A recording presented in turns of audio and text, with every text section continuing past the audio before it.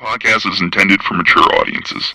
The views and opinions expressed are those of the panelists and do not reflect in any way those of the podcast partners, sponsors, or affiliates. Enjoy. Hi, this is Michael Buffer, and you're listening to the voice of the people. Let's get ready for Boxing Voice. Hey, Daddy. You fight with nobody. This a dollar beat. This a dollar beat. Boxingvoice.com. You won the belt with Hey, nobody. Daddy. Boxingvoice.com. This a dollar beat. You never gonna get the fight, man. You're a horrible fighter. Payday, Boxingvoice.com. payday. You want payday. I know that.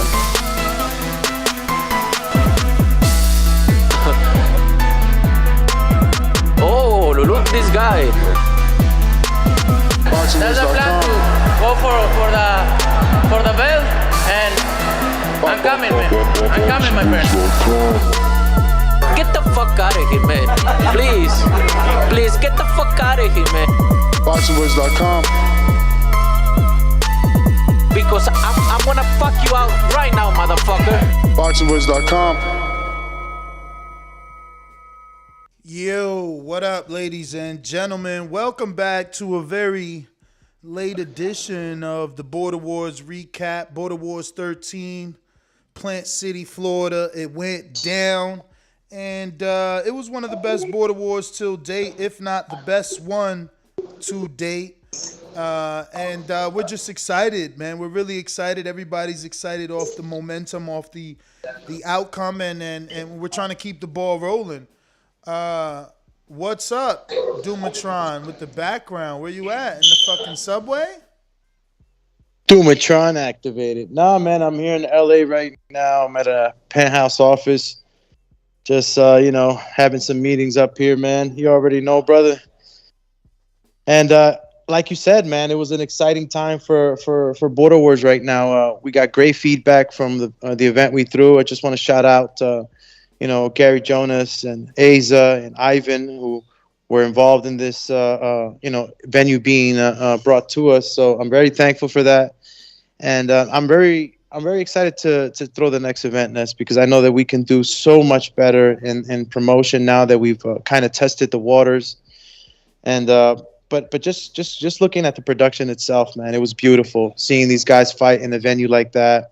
And, the camera angles that we had this time around were just extra good for the whole production. I mean, how much did you enjoy those back locker room interviews, right? Yeah, that was a special element that definitely added to the prestige of the event. It gave it that higher quality feel, that real show feel. Having Enrique go to the back, being able to do those live interviews. That was a beautiful touch, for real. I can't say that I didn't enjoy that. And the fights themselves did not disappoint. I mean, it was some good bouts. One that stuck out for me a lot was Jerome Lambert versus DeMarcus for Surefire, and Williams. And he had a shirt on that, man. When he had the biblical text on it.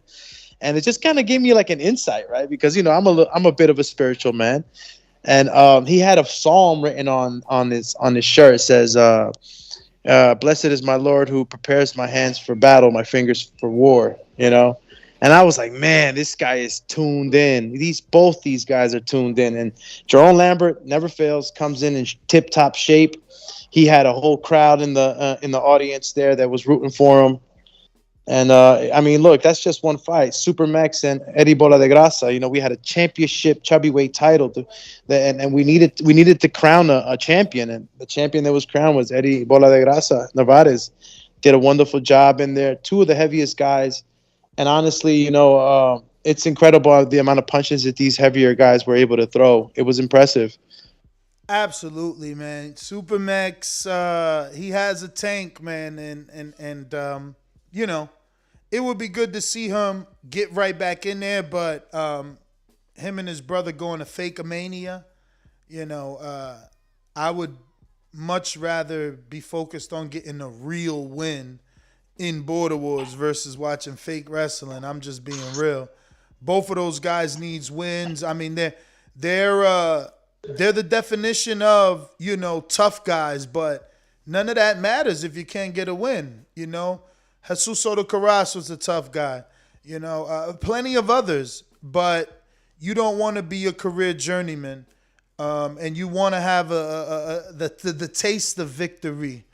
But you said that all the fights lived up. I don't know if you're being a little bit modest, if you're, you know, I don't know, but punch holes in it though. Like looking at the chat, I'm just saying, looking at the chat during the live fight, there was a lot of complaining for that Jose Showkid fight. They used, I mean, there's screenshots all through Border Wars. They called it the worst fight.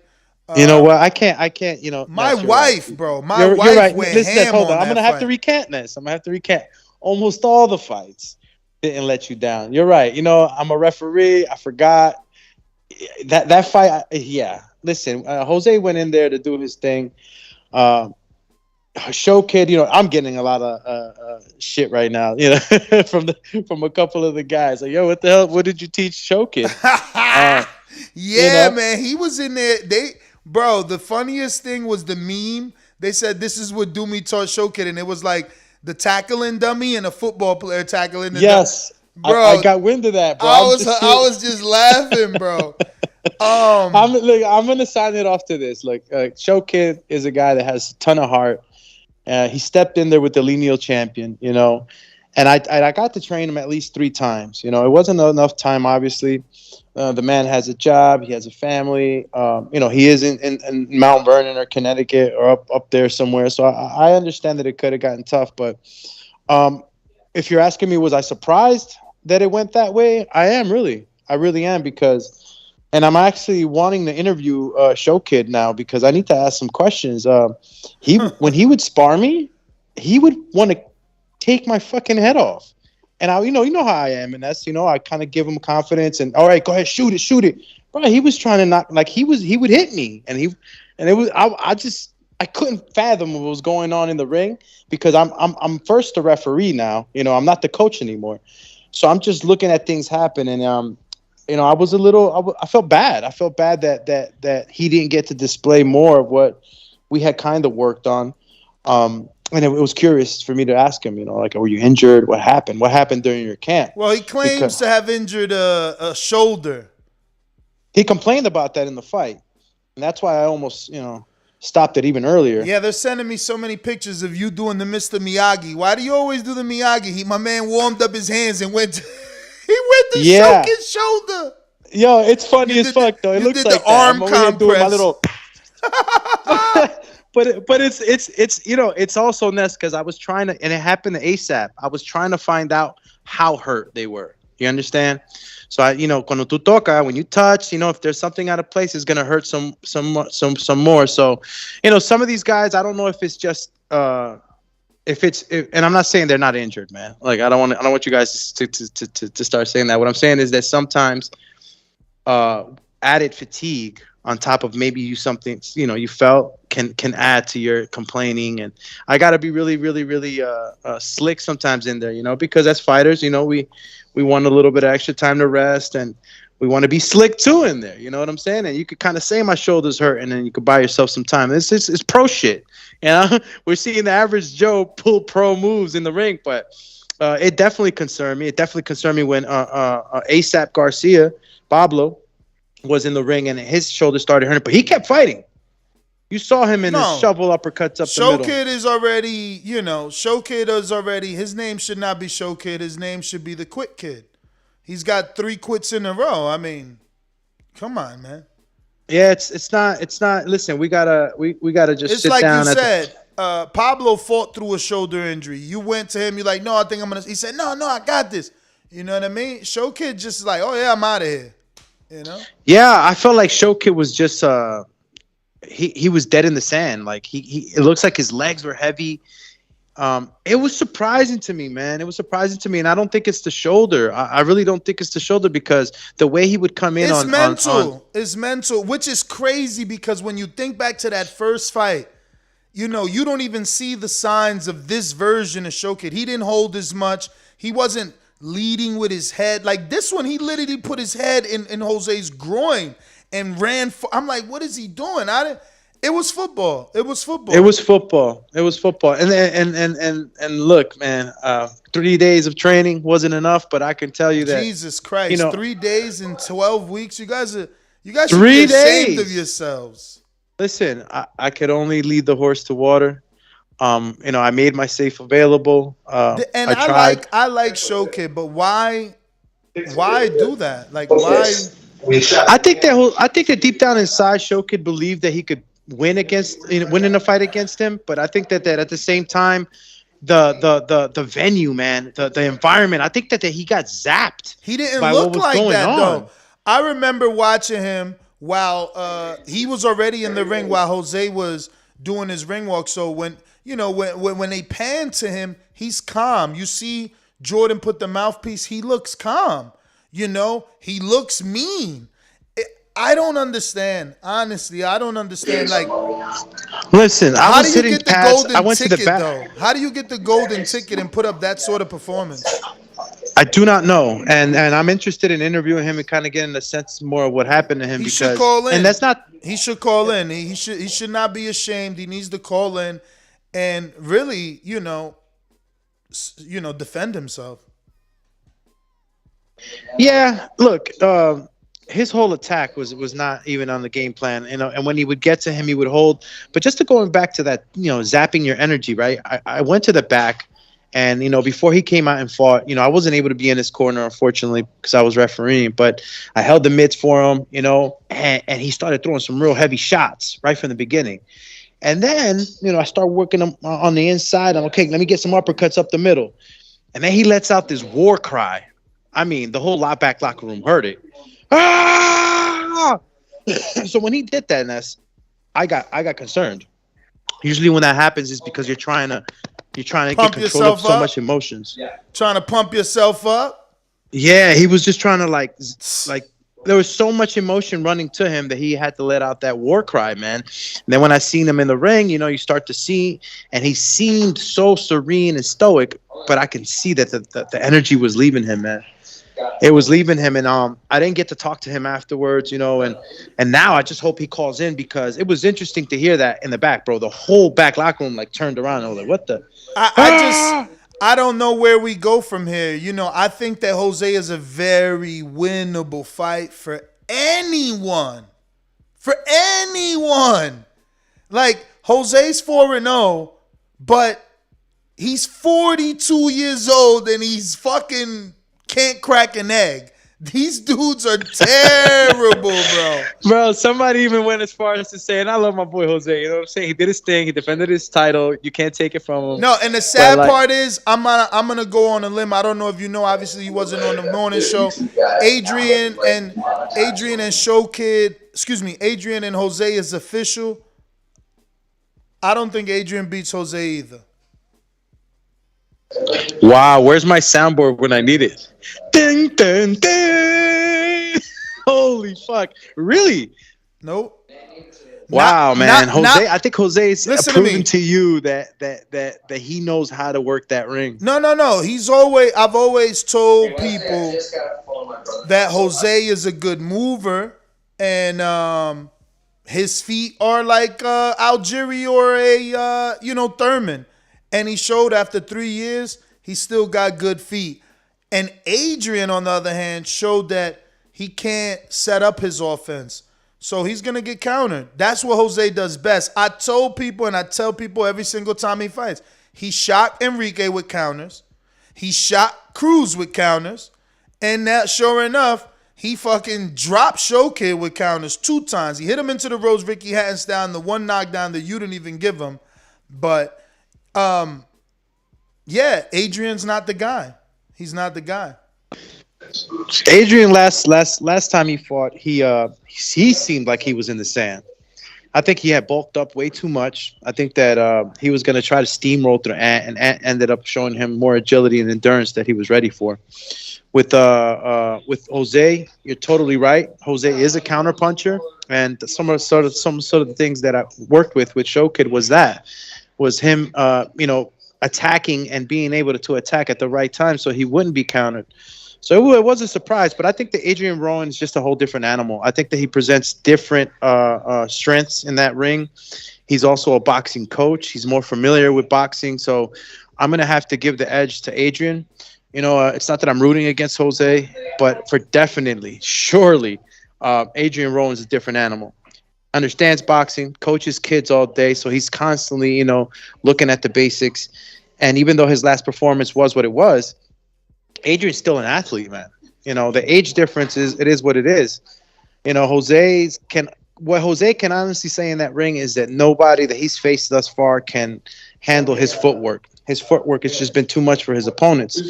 So what you got to do is get a good game plan, because if you don't have that game plan with Jose, you can look foolish just as Show Kid did.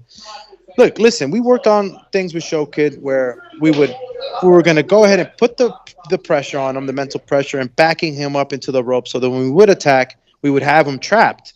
But he's squirmy, man. Jose is squirmy. He's light on his feet. He jumps in and out.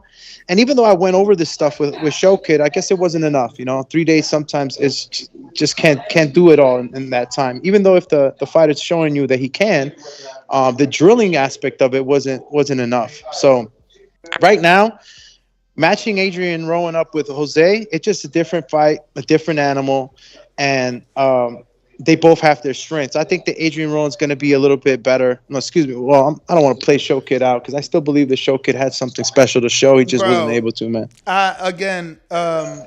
Adrian is not going to beat Jose. Adrian doesn't have a jab. He doesn't even have a basic 1-2. The fight that he won, it was more rock'em sock'em robots, and not the typical rock'em sock'em robots where I'm there and, it's boom, boom, boom, like real fighting. I mean the actual game where one is like shovel uppercut and the other is at the top. You know how the blue and red robot? That's what he was doing with Dan the Man. His punches were smothered. I see nothing there. And Holy shit. With the feet of Jose, he's going to get countered all day. Everybody in the community knows it. Everybody knows it. Counters. Jose's step back, it's all over. It's on display with Show Kid. He would literally wait for Show Kid, jump one step back, smack him with a right hand. It was like, bro, that's his formula, and we worked on this stuff, man. It just wasn't enough drilling aspect to this training, man. We did that, man. We went ahead and worked on this stuff, but it just wasn't enough. And you make great points in saying that this can happen to Adrian because of the way Adrian was coming in his last couple of fights. But I can say to you also that Adrian's forward attack is a bit different from Show Kid. Show Kid, this fight was real disappointing. I know he's disappointed. He would literally just lunge in and grab. And I don't think that Adrian's going to be doing any of that, I think Adrian's going to be really wanting to hurt Jose. And I think at least he has somewhat of the same capabilities to do it. You know what I'm saying? Were you able to hear me during that time? Because the call was coming in from Skype. Okay. So Adrian is a different animal, bro. I think that Adrian's forward attack gonna be a little different. What animal? He didn't show no animal in Dan the Man fight. He didn't get a knockdown. He didn't get a stumble. I don't even know that there's a clear punch there, man. Like, y'all tripping, man. I know boxing. I told Cruz he would lose if he didn't. I mean, I told Jose he would beat Cruz because all he needed was a jab. And sure enough, the power of Cruz didn't show up. You know what I'm saying? I don't know. Look, I'm not making Jose better than what, because I think he's trash. Like, I think he's vulnerable. I gave Show Kid a shot to beat him, but I know what Jose does well. And if these dudes can't cut the ring off and not be Sean Porter versus Kell Brook, they done. You letting this dude, he Canadian, and he a white boy, and he's still beating y'all and stronger than y'all. That's crazy. And then finishes it with A. That's right. Like, how Show Kid went to the army, protected his country, all this crazy shit, but you can't even fucking... And we thank you for your service, Show Kid. You can't even wrestle better than Jose. He's 42 years old. Nah, yo, chill. It's sad because, yo, he's the Willy Wonka. Show Kid would have been a lineal champ. Like, everything would have changed, bro. Like, he would have been a star again. But Yeah, man. it is He what had it the is. he had the ultimate opportunity right now to make a huge wave in that division. Like, he was gonna take the title. He was gonna be able to have the bragging rights. Man, he put up. Everybody would have been so jealous. Everybody wants the Jose fight. And my man, like, he went in there and shit the bed. Like, people begging for. Keem wants Jose. Adrian wants Jose. Bishop, he ain't even talking Jose, but he stops Jose. Let's talk about that because I've been teasing Jose, but he think I'm joking. Bishop Jose next. Bishop stops Jose. Bishop Jose next. Who you got in that fight?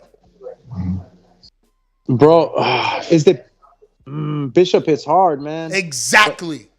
Bishop hits hard. And he's accurate than a motherfucker. He's accurate, bro. People, you know what it is? People sleeping on Bishop because Rob beat him, but they forgetting he dropped Rob. His power's real. Yeah, he did. He got drop two Rob. knockouts. He got 2 knockouts, 2 fights, and 1 knockdown in a fucking loss. He sleeps Jose. Rob's a tough SOB, man. Bishop has a power shot, but I don't think that even Bishop could put up with or keep up with them feet, man.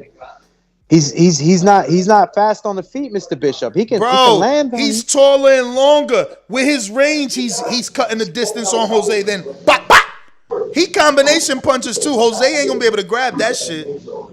Nah. Jose's gonna have. My money's on Jose. I mean on Bishop if he takes. So ever Bishop. takes that All right. So Bishop comparatively, compare Bishop to Enrique as an opponent because we knew that Enrique had power. Bishop fucks right? Enrique up too. The only thing Enrique gonna do is do what Show Kid do. Be all try to hold, and if they fucking go 1-on-1 in the ring, Bishop is more accurate than 99% of the Border Wars fighters, man. He like Esteban accurate. I'm picking Bishop. Once he hits you with that laser right, you're done. You're done. I think Jose. I think Jose can manage to get away, but I mean, if he lands on Jose, man, I never seen Jose really take a hard shot. I can't remember the last time Jose took a hard shot, man. He's been so good at avoiding. He never got hit. Fucking Cruz never hit him. The only one that hit him was Enrique, and it was a disqualification. Yeah. So it's really hard to tell where that fight would really go. If Bishop I'm shocked I'm shocked you don't have Bishop as a favorite. That's you the first. You the first. Everybody in the chat got Bishop over Jose. Is it them feet, bro? Them feet have got it's not that he just beat me too, right? Because I was coaching Showkid and shit. But like I gotta worry about those feet, man. Those feet can take you around that ring for 2 minutes like this and you pop shot. And Jose has a good game plan for what these fights are. You know what I'm saying? 2-minute fights. He knows how to use his feet. So he knows how to woo the crowd with a couple of pop shots here and there, and then boom, snap back out and make you look dumb, missing or holding like Showkid did. So that's what I'm afraid of because I don't know if Bishop has the legs. He has the power. No, by no means am I arguing that. If he hits Jose with a laser right, we all seen what happened to the guys that get hit by his laser right. It's down for the count. But that's the only reason I'm giving Jose the edge. Only reason. I don't mean to, say that in a way where, Jose can't do nothing better than run. It's not that. It's just that, I don't see anything else that he would do better than Bishop. Bishop throws harder punches. He likes to engage in a fight. We saw that with Rob. He wasn't afraid to be in a fight. So I think that toughness and that grit and that experience now being knocked down and, and facing real adversity, I think that Bishop can come back either 2 ways. He could come back with a vengeance, or he could come back and kind of be questioning himself if Jose starts to kind of dance around him and make him look a little bit, novice in there. Well, excuse me. Well, truth is, Bishop allegedly, because he still hasn't answered my phone calls, but Jason Hotsey is allegedly in negotiations with Bishop, and they're gonna do the rematch at Border Wars 14. Say what? Yeah. Wow, man. Jason Hotsey must have been sitting on this one for a while. He probably been in the gym with Bishop's face on the wall and said, "I'm gonna get you back." I don't know about all that, man. I mean, Jason Hotsey he's on that show kid level, man. He needs to prove that he can really fight and that this is not some sort of game to him, because I don't even know why he's taking the Bishop fight. Let's be real, you know what I'm saying? The first time it didn't go well. And this is a clip of Jose and Eric Cruz. And Eric Cruz said, "Oh, you thought I didn't hit Jose?" And he sends his little clip. Let's see it. So this is Eric Cruz's clip of him. Oh my God, this is his clip. Let's press play again. This is hilarious. They all look the same fighting Jose. I swear to God, I want Jose to give me a shot. I'll sleep him. Look at that. Yo, that's your highlight reel. Your highlight reel is Bernard Hopkins punch and grab. Man, get the fuck out of here, man. Where's my soundbite? OMG. While you get the phone, let me just go ahead and play this soundbite for fucking, what's this guy's name? Cruz. Where are you? Come on, get him out of here. No. Move him out of here. Wrong, get him out of here. This one. Get the fuck out of here, man. Please. Bro, how you gonna call that shit? This is not a highlight reel, bro. Don't send this to nobody. Only your family accepts that. Look, it's so quick, I can't even finish my sentence, bro. Honestly. Wow. Jesus. So it was it like a little tap or what? Bro, it looks exactly like what Show Kid did. It's not worth it. It's just not worth it. You found your phone, mister. I lost my phone. That's because I found it. I lost my phone. No, it's when you broke my phone and the techie guy was like erasing like stuff from my phone. He erased my fine, so the last location it was in Lakeland, but I had it in my freaking book bag, man. That's what happened, champy. Yeah, man. But okay, so we got Jason Hotsey and Bishop. They are back. Continuing with the recap, we talked about Show Kid versus Jose. And then obviously we got to talk about Eddie Bola de Grasa, who was crowned the new chubby weight champion. He took on Big Super Max. They both were on their weight loss journey. They both followed the rules and regulations of the chubby weight division. They both lost significant pounds. Eddie's moving forward. He's trying to fight this Border Wars as well. And that's going to be April 2nd if all goes well. What did you think of the fight, bro? Eddie Bola de Grasa versus Supermax. It's always a fun fight with Supermax, man. Supermax, he goes in there and he's nonstop forward march punching. I think that he probably could have been a little bit more creative in the way he was getting in on Eddie Bola de Grasa, because Eddie was really, really, really getting flustered with some of the pressure that he was feeling from Max at times. Max started to be successful with some uppercuts, and he did have success. I just thought he could have been a little cleaner with it, because the fight wasn't that lopsided in my opinion, and I had a referee's point of view, so maybe I got to just look it over again. Obviously, Eddie Bola de Grasa was giving us that clean boxing, the step back. Even when he first started, that left hook right hand right from the gate was surprising to me, because I'm like, damn, we're expecting Super to bring the fight and Eddie to automatically be on the back foot, but he brought the fight to Super in the very beginning, and I thought that was surprising. I think that's what got Super Max. It's like smacking a wasp nest. As soon as that Eddie did that, Super Max said, "I got to get it back," and he did not stop coming forward until the bell rung, man.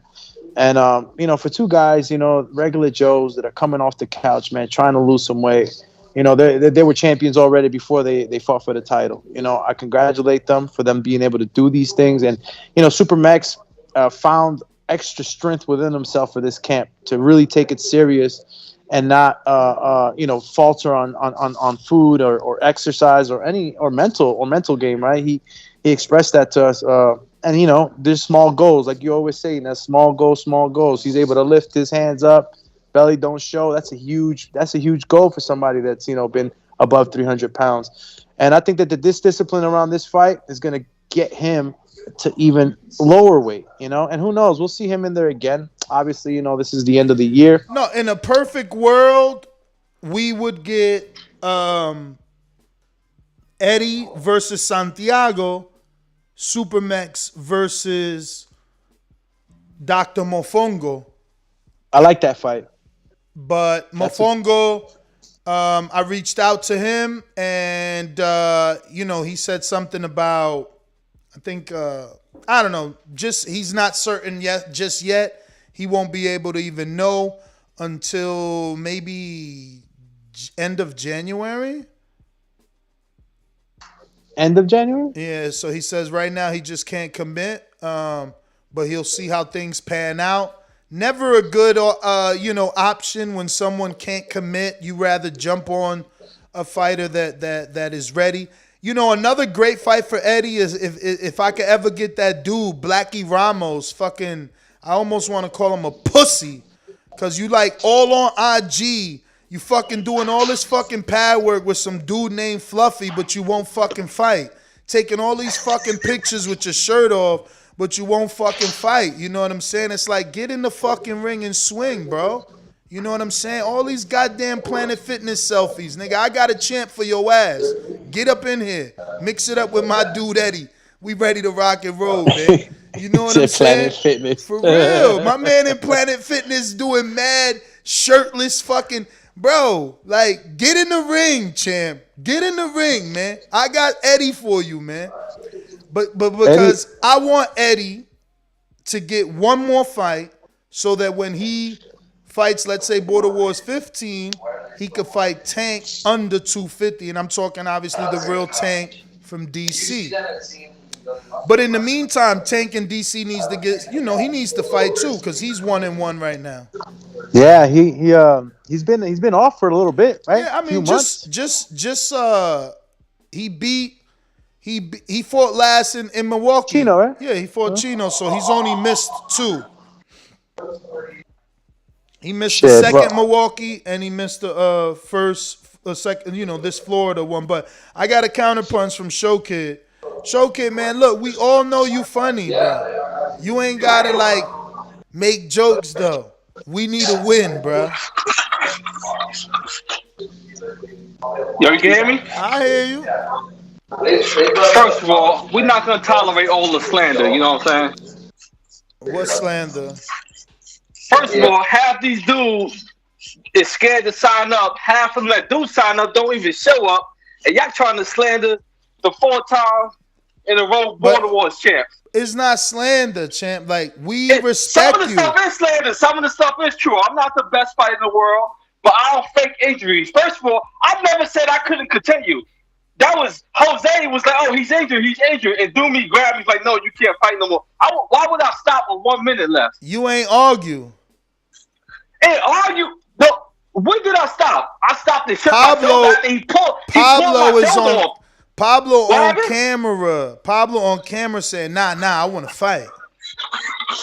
I'm not Pablo. I literally went to the doctor and still can't move my shoulder. Like, I mean, look, this time you got a legitimate injury. You was also injured last fight. I was injured last fight? How was I injured last fight? What happened in that fight? I lost. I got KO'd. I got stopped by Jordan Baker. How's that quitting? He was just better than me. I mean... And the one before that, you stopped because of your tooth. Okay. I'm just saying, champ, I want you to win, man. I don't want you to be a punching bag. I could easily pick a dude who's below me, but that won't even excite me. Like, well, I literally fighting Jordan Baker. Jose was below you.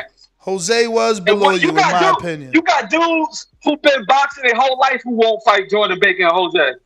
But somehow I don't know. It's funny. I don't know. Everybody wants Jose, so that part is wrong.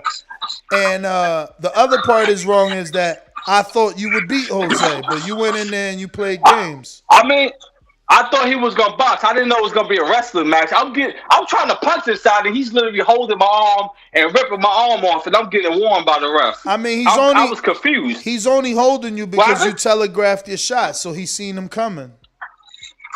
Yeah, but you don't just rip a guy's shoulder off. I mean, I wasn't holding. He was holding. I hear you, man. Look, we could give you credit for getting in there, but at one point you got to get a win. I got to win. I'm trying to get more wins. Long time ago. It's true. And I'll be back. Show Kid ain't quit. He's never a quitter. I'll quit at anything in life. I don't know, man. People talking about they don't even know if you could beat Jason Hotson. I mean, people say a lot of things, man. People say they could beat you. I mean, that don't mean it's true. I'm just saying, do you think you could beat Jason Hotson? I think I could beat 90% of the fighters. That's where you leave. That's where I gotta get off the train, man. 90%, that's a lot. But listen, I could beat 90% of the community that won't sign up. I got Machine Gun, Matt Machine Gun Garces, and that's the fight we got for you, man. Get a win, man. And I don't know that you can beat Matt. He throw a lot of punches. He ain't gonna hold you. Yeah, okay. He ain't gonna hold you. You know that. Well, you tell Matt to sign up then. I mean, he trying to go to WrestleMania and shit. Yeah, he got to go to WrestleMania. See, this is shit I'm talking about. All these excuses. All these niggas is great that never show up. I got to go to a doctor appointment. I got to do this. But show kids show up and get talked bad. But I might as well sit on the sidelines like Adrian and act like I could win. Until niggas forget I suck like Adrian. Well, I don't know why you calling Adrian out. You were supposed to fight him, but you lost. So now he fighting the winner. Last fight, and then he just talks, and now y'all think he good. It's weird. Ain't nobody think he good. I'm picking Jose. And Adrian's a coach that look like shit. That's what's funny. He's actually a coach. Boxing coach. But he don't play football like you. All right, well, we're gonna see. We're gonna see how good he is then when he fight Jose. We're gonna see. I hear you gonna be bringing Jose belt out. Nah. Get a fucking win, show kid. Hey yo, man. Out here bullshitting. Listen, hey, listen, man. I really wanted to talk to you. Right? Machine Gun said he tried to fight you, and you decided to fight Jose. Oh yeah. So turned out Jose to fight Machine Gun. Yeah. Nah, you right. That's the bigger name. Yeah. That's the bigger name. Show Kid, but I just had a question for you, man, because we worked on a couple of things in the short time we had together, but I felt like you just needed more drilling, and that wasn't possible. What did you feel any adrenaline dump before the fight? Did you feel anything? Because stop giving him excuses, man. I just want the man to be honest, because from my expertise and seeing fighters come out and just reading people. He was scared of them lights. That's what you're trying to give him the excuse to say he was scared under the lights. I'm not even giving him an excuse. I want him to tell me if he felt that, because it looked like he was just heavy in the ring. Show kid, what was it? You was afraid of the lights? You can't sleep without the light on? But Huh? Hello? Yeah. I know Jose. I mean, Ness don't like Jose, but he kind of good. He all right. Yo, that's when you know it's bad, when the bum makes you say he's good. Jose's a fucking bum. What do you want me to say? He's a bum? He is a bum, and you know he's a bum. How else would he beat me, man? Come on now. Bruh, because you a worse bum. Yo, y'all terrible. They gonna make Jose Hall of Fame, these motherfuckers, yo. Yo, you sound like Floyd, man. You sound like Floyd against Canelo, man. You ain't lying. This motherfucker's resume is hilarious, bro. Y'all terrible. It's really this Cruz fault. It's all Cruz one of the best fighters I've ever seen, man. What are you talking about? Oh my God. One of the greatest to ever do it. Is he the best fighter you face? Is he the best fighter you face? Nah, I think Baker's better, but he's still good. Sheesh, man. Jose about to be a fucking Hall of Famer. The Hall of Famer. Stop hating. Come on. Yo, listen, Kimachenko, he beats Jose. He ain't stopping Jose, but he beats Jose. You know it, I know it. But listen, I'm gonna let you go. You got the Chihuahuas in the back. They out there wilding. They mad you ain't get the win. Who let the dogs out? He got the little Chihuahuas in the back. They tight as hell. Like, you ain't get the win. Yo. Yo, but look, that was Show Kid Jose. Moving forward, Jose is taking on Adrian from Wisconsin. He's 1-1. He has a win over Dan the Man and a loss to Anthony, Queens City Cobra. La Cobra. La Cobra, that's right. So Adrian takes on Jose. What do you think of that matchup? Because they're facing each other, obviously their respective wives are also fighting, so we get our first women's fight. Yes. Wow. Look at these guys. That's what's up. Yeah, we tried to make that happen before, but it fell through, man. I hope this one just fucking pans out. That'll be the first in Border Wars history. I can imagine, man. Imagine them cornering each other and shit. You know what I'm saying? Right before the fight, and the next fight they corner. Damn, that's crazy, dog. But Adrian Rowan, man, like I kept telling you, bro, he's a different type of guy. You know, as far as like comparatively with Showkid. Showkid has aggression, but I think that Adrian can control that aggression a little bit more, just because of the experience in the boxing. You know, that's boxing. What I'm talking about. We got a fucking Supermex call out. Put your little fucking toys away. Your stupid ass fucking Stone Cold Steve Austin pajamas. Leave that shit for your little babies and your kids that are under 10. And come get this fucking smoke. DSV and company, he super chats every day, so we know he's showing up. He said, I watched Border Wars event, and Doomy coaching job is on the line. Sheesh. You're on the line, champ. Because you trained the football player. He said DSV to the Chubby weight division versus Supermex.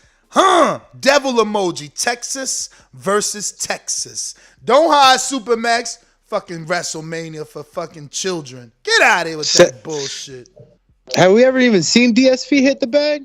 Bro, who the fuck is WrestleMania? That's all I want to know. WrestleMania, bro. That's like the biggest event in wrestling, but we never heard of that shit. Not around here, bro. That was back in the day. We fighters around here, man. We never heard of that shit. DSV, send me some footage, man. Tag me on Instagram. Hit me on somewhere. Let me get some footage. Let's get this shit to Supermax and see if he's gonna stop playing with his little wrestling action figures and shit. These dudes out here tripping.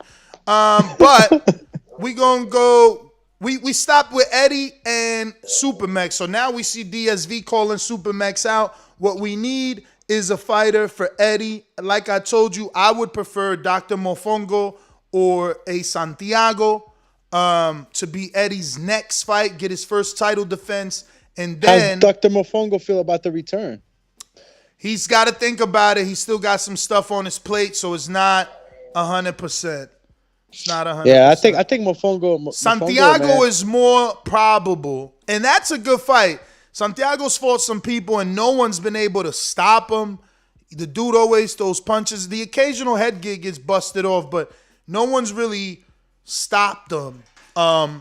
You know, and he's got another Supermex kind of style where he just throws punches nonstop. High volume. Yeah, high volume. Shout out to Santi, man. He's always throwing punches and bunches. His fight with Supermex was legendary. And even I slipped my mind the other fight he had. Jesus. Anyway, what he shows is punches and bunches. What I would want to see more from Santi is, you know, a little bit more strategic in the way he comes in. Sometimes he can get his head gear knocked off and all that, but with Santi, you get a fight. Like, he's not gonna let you rest. Look at this dude. This dude. He see we talking about him losing. He's still in the chat. Talking about last time there was 100,000 people for WrestleMania in Dallas. Who cares about that fantasy shit, bro? That's what I'm saying. If you stop fucking dreaming about fake shit, you might get a win, doggy. What is he now? What's your record, fams? Type that. I bet you won't type that. You know what I'm Yeah, saying? but I think he also has his daughter's birthday around the same time, so it's kind of Man, like. so you telling me that this isn't 50 miles away from Disney World? What your daughter want? Disney World or fucking WrestleMania? Why is your daughter looking at fucking dudes in bikinis anyway, bro? Like, you shouldn't be having her watching WrestleMania anyway. WrestleMania, I don't know, and it's in Dallas, WrestleMania. I don't know, bro. I don't, yeah. Sound like excuses, muses to me. Let me get to Eddie, who did beat Supermax. What up? Champ! The new chubby weight champion of the Border Worlds world. What up, Ness? What up? What's good? You guys hear me? Hello? We hear you, brother. Hello? Oh, there we go. We Perfect. hear I have you. this shitty ass Bluetooth, so just making sure. No, yo, what's up, man? What are you guys doing? What we're doing, we're talking to the Mofongo champ. Santiago yet, huh? I said, what we're doing, we're talking to the champ. No word on Mofongo or Santiago yet? Mofongo did get back to me, and he said that he's dealing with a rotator cuff issue and has a potential trip in April, so he can't commit right now. He'll see how things pan out, and then I prefer the Santiago fight, to be honest. I feel like I already beat Mofongo, to be honest. And then if I fight Santiago, that means I fought all the chubby weights, the original ones at least. So I'll be like Sean Porter in this bitch. Yeah. So I don't know. If we can make the Santiago fight, I'll definitely take it. I mean, honestly, I'll fight Mofongo too, just so he can know that he didn't beat me. Yeah, I mean, I'll fight him. I mean, I'll fight anybody next. You know me. I'm pretty sure I can make April.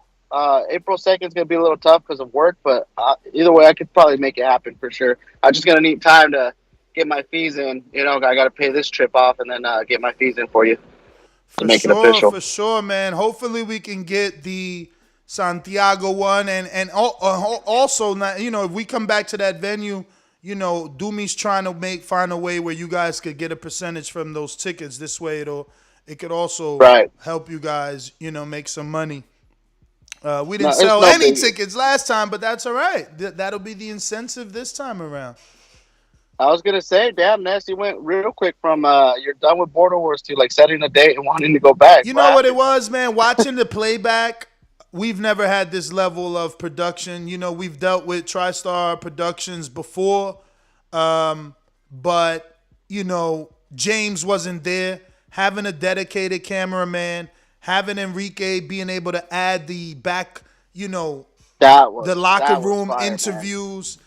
It really added a certain level of quality to the show that, it just motivated me again. It motivated me again, and I don't want to. That was amazing, I don't want to lose the momentum. I don't want to lose. We got a lot of offers. We got Albuquerque. Obviously, we can possibly come back here to Florida. We even got Texas.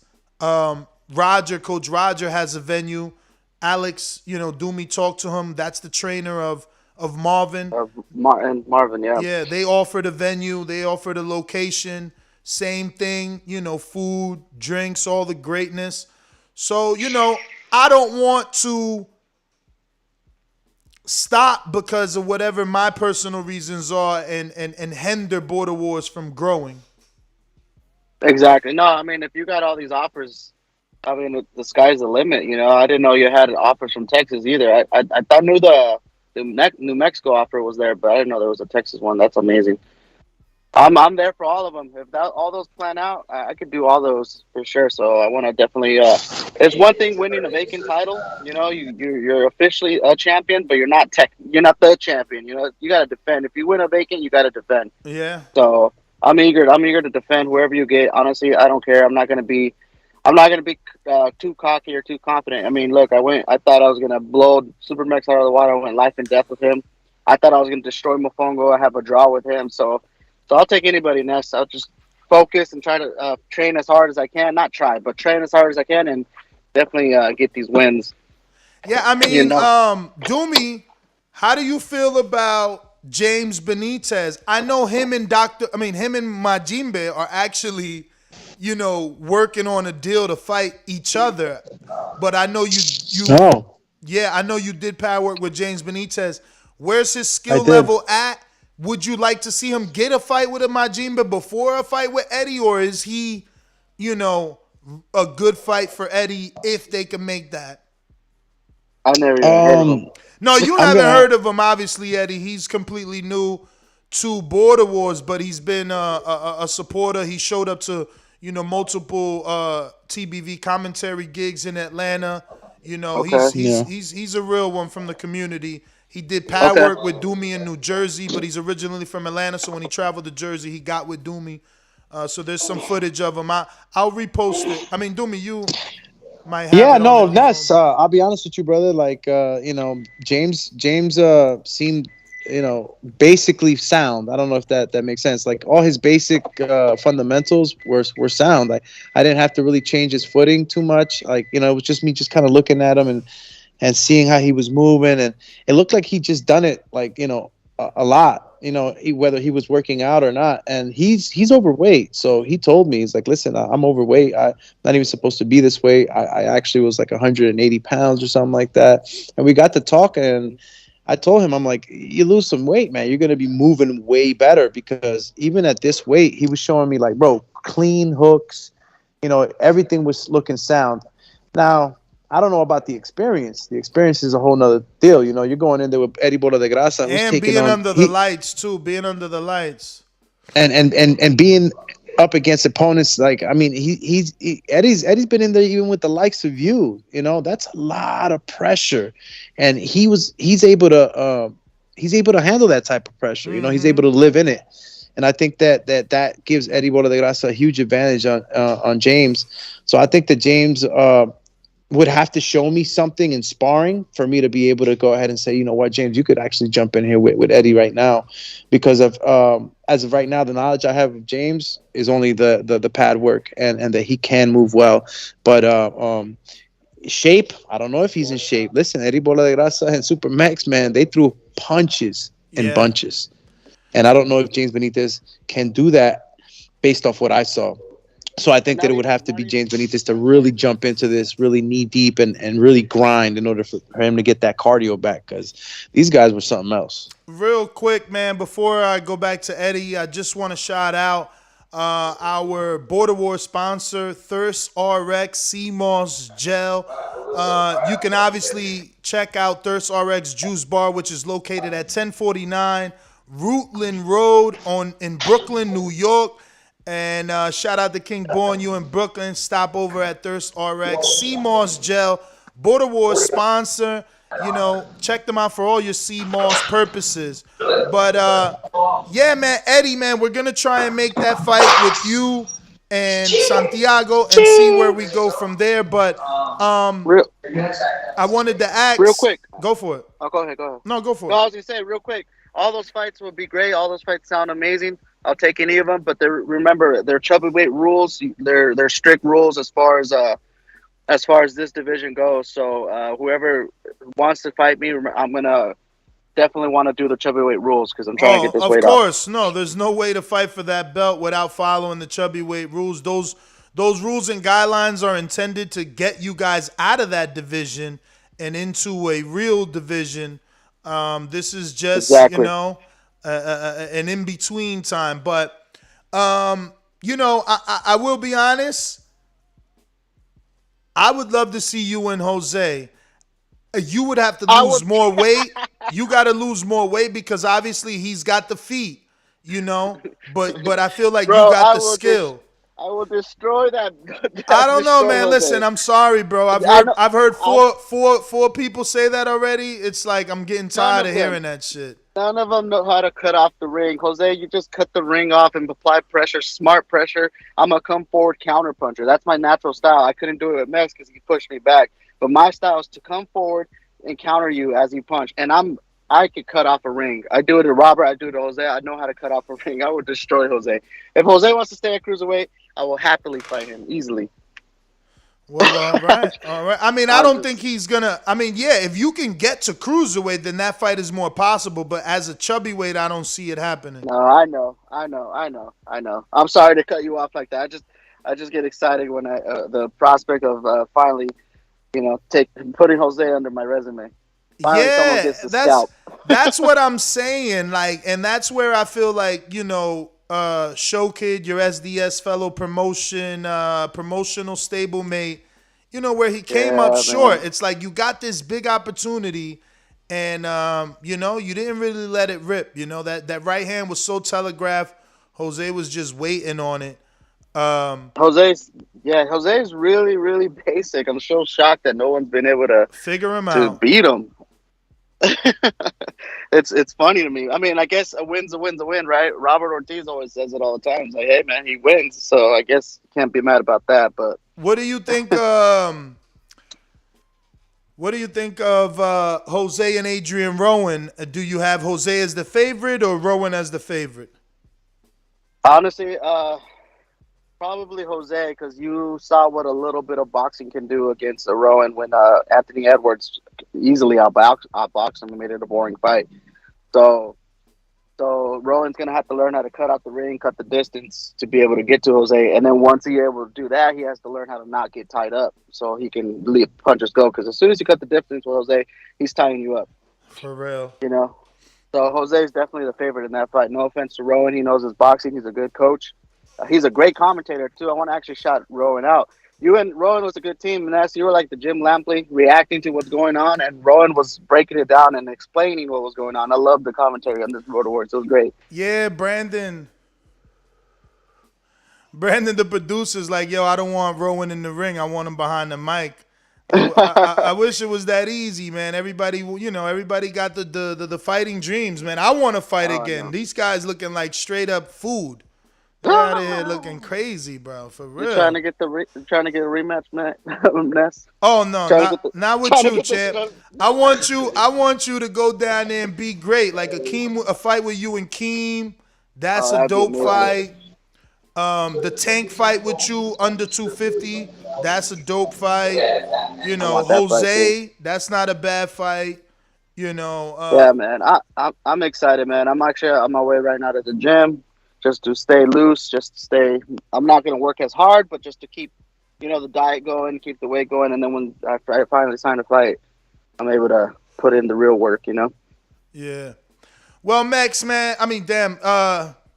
Eddie, let me play your intro on the way out. I did forget. I got a million new intros now that we got Brandon around. But thank you for calling in. We're going to move on. Veremos quién es el más macho. No, yo no lo odio, no más. Recibo a la gente con el mismo cariño.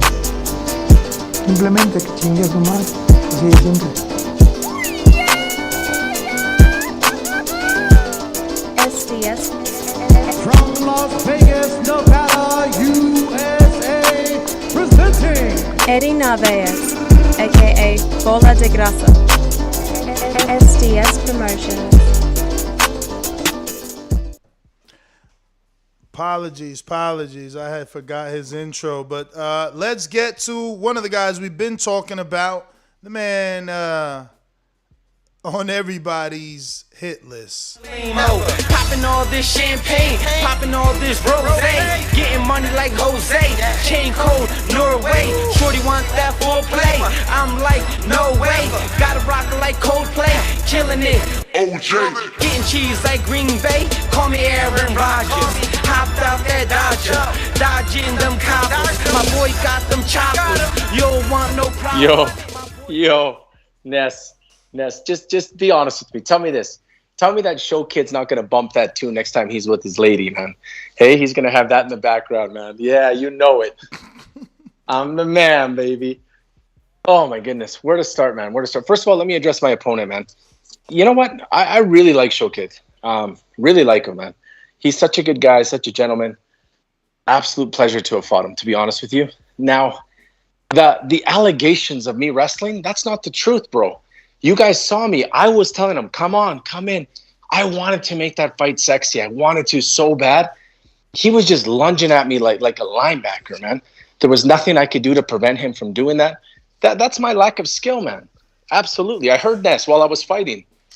That's where you got to step back and use combinations. Easier said than done. I'm a boxing fan. I'm not a boxer. And Nessa said this so clearly. Boys, you guys are bums. I am, without a doubt, first ballot Hall of Famer. The day I say it's done, you guys put the plaque on my chest that very second. Because you bums have permitted it to happen. You bums. Eric Cruz, you bum. You had the fame. You had the money. You had the people. You had everything. You bum. You could not do it. Enrique, the hand model, with his $2,000 shoes, couldn't get it done. You know? Show kid, man, it's not going to happen. Now, let me tell you one thing. This is a challenge. I know Ness is saying I'm the favorite. Maybe he's saying it because he believes it. Or maybe he's saying it because No. Bo and Bama already put the odds out. They're out. You are minus 200. Adrian is a plus 115. I knew it, bro. I know boxing, bro. Adrian smothers his punches. He hasn't shown a legit jab. He hasn't even shown a legit 1-2. He just hasn't. This is Floyd versus Chino Maidana. This is what it's going to be like. Rowan brings something to the table. Rowan ain't no fucking Maidana, bro. Oh, he's gonna go forward and swing. Nobody. He never dropped nobody. He never dropped nobody. He don't got no knockdown. The truth is, he was afraid of Anthony. And let's face it, no one's afraid of me in that ring. All right, he's going to come at me a lot different than he did it to Ant. Show me the time. Here's the thing, though. Show me the time that Maidana was afraid of somebody. You can't call somebody Maidana and then say he was afraid. What the fuck? Saying similar styles, man. Never. Similar styles. But this is one thing I'm going to tell you about Adrian that the other guys didn't have, unfortunately. The other guys don't have that heart. They didn't have that win at all cost. Now, Adrian's already suffered defeat, and when you look at that tape when he fought Ant, he was disgusted with himself because he knew he got whitewashed. He knew he got bummed. And the truth is, you know, that's the same look he's going to have when he fights me when the fight's done, man. The truth is this. I'm not going to talk smack, but his lady's going to lose, and then he's going to lose. You know? It's going to be equally embarrassing for him, man, because he's going to get pissed that an older little Canadian girl beat his woman, and then he's going to come in and try to beat me, and he won't be able to do shit. And it's going to be a bad night for the Rowan household, man. So here's what I tell the people. You know, the smart pick is the winner, and that's me. I'm going to do whatever it takes to win. I'm going to get Rowan to do something illegal. He's going to lose his mind. I'm going to do something in that ring to make him go crazy. It's going to happen. He's not going to get the win, man. It's just not going to happen. I just ask that you try your best to make it a better fight. You know, you don't. Ness, Listen, bro. You and I both know you don't have a sexy highlight reel. You Ness, wish you I knocked did. down Show Kid 3 times this last fight. 3 times. 3 times, bro. How many of those times. knockdowns are on your record, bro? Yo, but still, I got the only person in the whole show to get a stoppage was me. If you call those knockdowns, we got to call Enrique's disqualification a stoppage, and we're not doing that. Well, you know what? I didn't say that, not on paper, but I did get the stoppage. The only stoppage of the night was me. That's it. It was me. Now let me say one other thing, man. I tried. I told you guys what I would do. I put my hands up. I invited him in the corner. I did all that stuff, man. I did it all. I tried to make it a fight. Unfortunately, Show Kid, the moment he got in the ring and tasted my jab, he knew it wasn't going to happen. But let me ask you something. And he reverted to that. Why does Floyd's fights not look like that? He doesn't let people hold him. You have to do a better job of being a champion, bro. You have to be a champion people want to watch, not just a champion people want to beat. Well, here's the thing. They want to so badly beat me that they'll watch anyway. Doesn't matter how bad the fight is. I don't know, man. When people hear that you won again, do they really go and rewatch the fight to see how you won, or are they just frustrated that you won because they want to see you lose? No one rewatched Floyd versus his guys, man. No one watches that shit again, man. The truth is that not when he got to welter and super welter. The thing is though, Ness, you have got to find an opponent that's going to beat me. Now Rowan's getting a little bit better. He's not going to be the guy. Now you're talking Bishop, you're talking Rob. Rob's too simple, man. Come on. You know I'm not going to let you lie. I can't find you an opponent.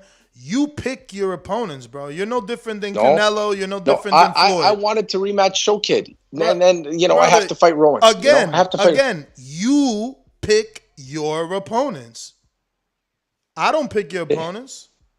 Listen, so I want to, after the next fight, I'm serious when I say this. I want it to be for another belt because I want to be the only 2-time to do it. What do you mean The only? two-time. Marvin's already two-time, bro. Cruiserweight Well, there you champ, go. light Well, then- heavyweight champ. There you go. Well, I'll be the only two-time. I'll win the cruiser again. I'll win the same belt two-time. No one's done it two-time. You could be the first two-time champion over 40 years old. Well, I could be the first two-time champion to win back that belt again. No one's won back their belt that they've lost. No one's won that. I could be the first. You mean the first two-time cruiserweight champ? There you go. And Rob is easy pickings for me, man. Well, You can say Rob what you is want. already moving down. You didn't accept the fight. He's fighting Jordan Baker, the dude you're also afraid of. Again, afraid of by who, man? Who? Just let me tell you. Let me ask you this. I don't At know. this You and stage- Jordan have been going back and forth, and you yourself said it. Jordan is too much risk, no reward. No, there's no reward at all, man. When I fought Cruz, it was big reward, The big reward risk. is But you took on one of the young, up-and-coming threats. People consider Jordan a threat, but I'm not calling for that fight. That's not what I'm calling yeah, for. you know what, Ness, you cannot deny that at this moment, rewind 3 years ago, there was no bigger threat today than what Cruz would have been 3 years ago. Very None at true, all. Baker very doesn't true. compare to Very- what Cruz was. No, that's not true. Baker is more of a threat than what Cruz ever would be. Cruz didn't even take the Baker fight. He was offered the Baker fight. He never took it. Yeah, but that was Cruz after I already dealt with him. He was done. I'm talking about at that time, 3 years ago. Cruz was the Triple G of 2019, man. That's the truth. Cruz He was the Triple G to the people. What did I tell you? Both you and I knew he was a bum. And the truth is this, man. Both you and I know that I beat Rob too. You don't want to say it. But you know Rob's too simple, man. Listen Come to me. forward, head down. You don't beat I'll Rob. beat him. Listen to me. You don't beat Rob or Bishop, bro. I beat both of them. And you'll see. The truth is this, man. It's I'm too gonna late put for on- Rob. You'll never get to Rob's division. He's moving to 160. He's trying to do what he. He'll come up. Ness, everyone will come up to fight me because I'm the big cherry that everybody wants to pluck, man. And then they don't get it, man. That's the problem. They choke on the cherry. Right? So here's the thing, man. Rob, I want to chase big names. After Adrian, like I want Rob or I want Marvin. And you guys would laugh your asses off. You guys would think Marvin would kill me. And what would happen if I beat Marvin? You would literally quit. Happen? You would literally quit in the Marvin fight and think it would be okay. You would get up there. No. Your No, I post wouldn't fight. quit. Your post fight. Marvin- Your post fight interview would sound exactly like this. No, No, I got in there. I'm 43. I wanted to No. test myself. Marvin's a different level. I seen that tonight, and that's it. Just like Yeah. James Clark when I James can't Clark say seen what that. Elias brought to the table, he quit. He didn't get stopped. He quit. People I can't quit. say that anymore. Because here's the thing, man. Marvin, and I love him. Like I've become more a fan of his, I'll admit it. But Marvin was shown on Saturday night that he is beer league. He is beer league. He's not amateur. He's not pro. He's beer league. That's what my good friend, my dear friend Marvin is beer league. He's not amateur. He's not pro. Bro, Marvin would kill you too, man. Well, you know what? I bet you will fucking lose your mind when I beat Marvin. You'll lose your mind and you won't believe it. And you'll be jumping up and down. You'll come in the ring crying. I will congratulate You'll be crying. You'll cry. You'll put the belt on me. You'll tell me I'm sorry I ever doubted you. And then it's time. And then it's time at that point to say goodbye. But I want a big name. Look at that. Even my wife in the chat saying, no way you beat Rob.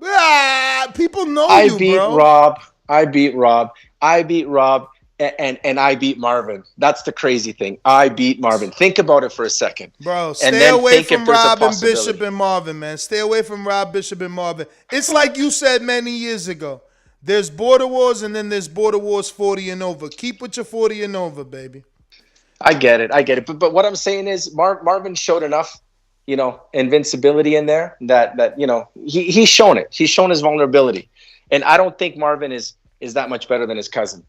I still remember the footage of his cousin whooping his butt. So that could be me too, doing the same to him.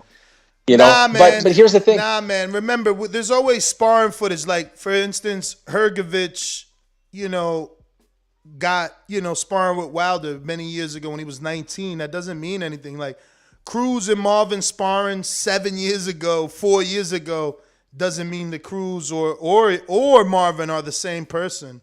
It doesn't mean that. this is what Adrian's going to force me to do, because for my next fight, just so you know, the whole 10X army is coming. Everyone's. It's right before our big event, which is called GrowthCon, where everybody in the world comes to the event. That's on the 25th. So the next weekend is our event. I'm going to bring as many people as possible to the stadium, and I will be in the best shape of my life to fight Rowan. And I'm going to continue there on, and I'm going to see what I can hack down, man. Be it Rob, be it Marvin. I want the big names, man. The only guy I'll stop at, the only guy I will not fight because he's too good, in my opinion, is DeMarcus. That's it. Nobody else whoops my ass but him. That's the only guy that whoops my ass. Oh, Jerome don't whoop your ass? Jerome is too smart. He would never fight me, man, because he knows that I'm not a challenge for him. So, but DeMarcus wouldn't care. DeMarcus would get in the ring and whoop my ass anyway. Jerome wouldn't. DeMarcus would. But there you go. Those are the, even nobody else, man. I'm telling you, nobody else. Yeah, nobody else. I mean, you say all that, but you're fighting a dude coming off a loss, and your last fight was a dude coming off of 3 losses. So, man, I'm doing this because your legacy doesn't really show first ballot Hall of Fame. You think if you retire your first ballot, but you got to understand your second win is a disqualification. Your third win is controversial, and now your fourth win is to a dude with 3 losses. If you win your next fight, it would be to a dude coming off a loss. Your legacy doesn't look good on BoxRec. It sounds better coming out your mouth. I get it. And this is what in hindsight, when we look back, we'll be able to appreciate who I was as a fighter. Just like Floyd, hated for the easy matchups he picked when he could have fought Margarito. The truth is Margarito fell. Margarito didn't do what he was supposed to do. The truth is Keem, I can't fight Keem. He's a Margarito. He lost his big shot, man. Why am I going to fight Keem? No, Keem did what you were afraid to do. You've been in this league longer than Keem and avoiding Marvin longer than Keem. Keem went straight to Marvin and arguably won. Both Keem and Marvin have one thing I don't. That's belts. They got belts. You ain't got one. You're right. I got a belt too. They got something to the right of them. Something to the right of their win column they got. I got a 0. They got a 1. They got a 2. It doesn't matter, man. Oh, look at they JD. Don't have it. Why so high on Jerome? Fight him then. You guys are funny. Come on, JD's a great guy, but JD's should change his name to Washed Up. Ain't nothing happening there, JD. I'm just yo. You know what? I want my boy. Lawrence that's to messed come back. up. That's messed up because JD was the only one in the chat that said, at this point, Jose's proved himself. Give him his credit. But here you are trying to call him JD, you remember what JD did to me, Ness. I don't forget. A champ never forgets what he did to me. What? You remember that day when I was fighting Cruz? He told you not to let the fight happen. It was too dangerous. Oh. Don't let this bum fight him. Remember that? JD, in my moment of glory, JD shit on me when I trusted him, man. So now it's my turn to say, you don't belong there, brother. Come back with the bums, JD. Come back with the bums, But anyway, champ, man, let me get to some other callers, man. We look forward to you signing up. Let's get these sign-ups official because we can get some posters. I want to make one thing official. I will be a sponsor. I'm saying it out loud, so I have to do it. So we got 19 more to go because we need 20 $500 sponsors in order to do this, and Jose is 19 now because I'm officially one of them. So 19. Okay. I mean, feel free to do. You can do 2 if you want to do $1,000 sponsorship. I mean, you don't have to stop at 500. And I'm not just saying you. I'm saying anybody. Just saying. I'll guarantee one right now, and I'm going to try to sell my friends some too because I have actually business owners who do have their business full-time in Florida, and I think it could be advantageous for them to get into the community, right? So I'm going to commit to 1 myself, and I'm going to try to get a couple too for my friends, okay? All right, brother. That's it. I'm going to go back to YouTube. Thank you so much. And JD, love, bro. I got love for you. That's all I got, guys. Thank you. Best dad ever. I sent you an email with the guidelines and rules, so go ahead and check that out if you're interested. We're recapping Border Wars 13. Looks like we got, who's this on the line? Anthony in Florida, what's up? Anthony took on Preston James of American Idol and The Voice, got the big win, and sold about 18 tickets, man. What's going on, champ? Man, I'm in the building listening to y'all, man, loving it. Just called to see, who want that challenge? Because I'm ready for anybody. And I heard Jose, he in my weight division. So you know he might want to not talk that tough. He ain't trying to fight you, man. That dude, listen, he's like Canelo. You see that. He picks who he fights. And the first thing he'll say to you is, who knows you? You know, you just got in here. Are you ranked? All these things, you know what I mean? This is how these guys think. This is why it's funny to do this shit, because these dudes, they start acting like real fighters when it's time to fight. Got you. I mean, I'm 5 right now, so I mean, wherever I gotta go, whoever I gotta beat, I mean, it is what it is for me. Like, I already been told you, I don't care who it is. Throw me in there. So you plan on staying at 185? I can go as low as, I don't really want to be too slim now. I can go as low as 75. I can drop down to that weight class too, but I don't really want to go to 68. I have no problem. You know, I don't know. I'm thinking maybe Joshua Lang, you know, you're always in the chat. He lost his last fight, but he blamed that on, you know, weight cut. So maybe that's a good fight. I don't know if he wants that since you got the win. But we got to see. We got to see who's available in that cruiserweight division, man. But once you know, this is the first show, letting people know that we need a cruiserweight, letting people know that we are gonna do another Border Wars for April 2nd, and I'm sure we'll find you somebody. They're gonna come out the woodwork. I hope so. Like I said, I'm ready, and I'll be ready. I'm gonna try to stay ready. For sure. So, man, tell me, man, what's the one thing you liked or disliked about the experience? I mean, I liked everything, man. I especially liked the you know, the pre and the post press conference. Okay. 'Cause, I mean, it made it feel real. You know what I mean? I kind of enjoyed the whole experience, really. Like, the venue was beautiful. The ring was nice. They had ring girls. They had, you know, food service, wine service. You know, they had everything. So, I mean, you know, to me, man, it was like actually living a real dream. For sure, man. So, happy to hear that, man. And meeting you guys is like family, man. It's like, I'm saying, like walking into, like, seeing family you haven't seen in a long time. So it was kind of like just fit right in. I'm glad that you felt that way, man. I hate when people, you know, feel like, oh, you know, like they too respectful, acting like, you know, afraid to interject and stuff like that. Like, yo, man, you've been listening to me for forever. We definitely family, man. If you part of this community, man, you know, you should just fit right in, like you said. You know who else I'm thinking about? I might have to ask him, but how old are you? You're number 5. You're 34. About to be 35. You're 34. See, I don't know. Yeah. I don't know. Did you see that fight with T. Anderson and Santiago? Yeah, was it this one or was it another one? It was the last. Or was it was the last Border Wars. I'm pretty sure I saw it, but I'll look at it again. Text me right now so your number could just bump to the top. I'm gonna send you the link. I appreciate it. I got you right now, actually. And I'm gonna send him. Yeah, I definitely like this. I'm gonna send him the link of you. I don't know.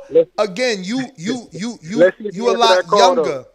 You a lot younger than him, so he might say no. You know, you 34, he 42.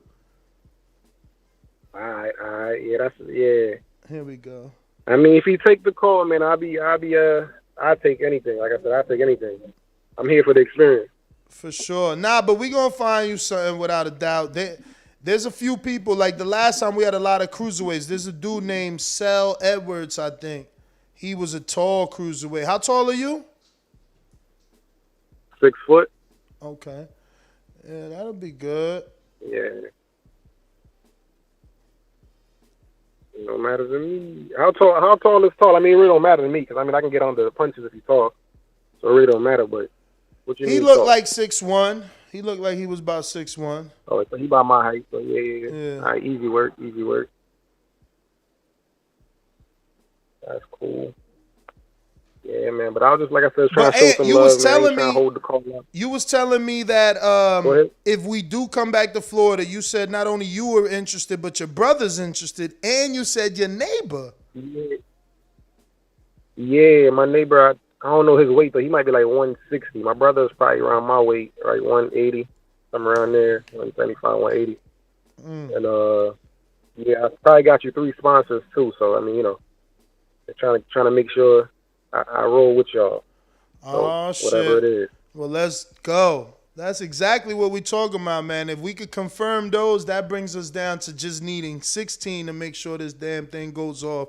That's exactly what we need. So definitely reach out to me in the back end so we can lock that in. And I'm going to go ahead and move to some other callers. Any social media, give it out, champ, so people can follow your journey for Border Wars 14. Man, we appreciate you coming out for 13 and participating and then being willing to fight once again, man. We definitely appreciate you.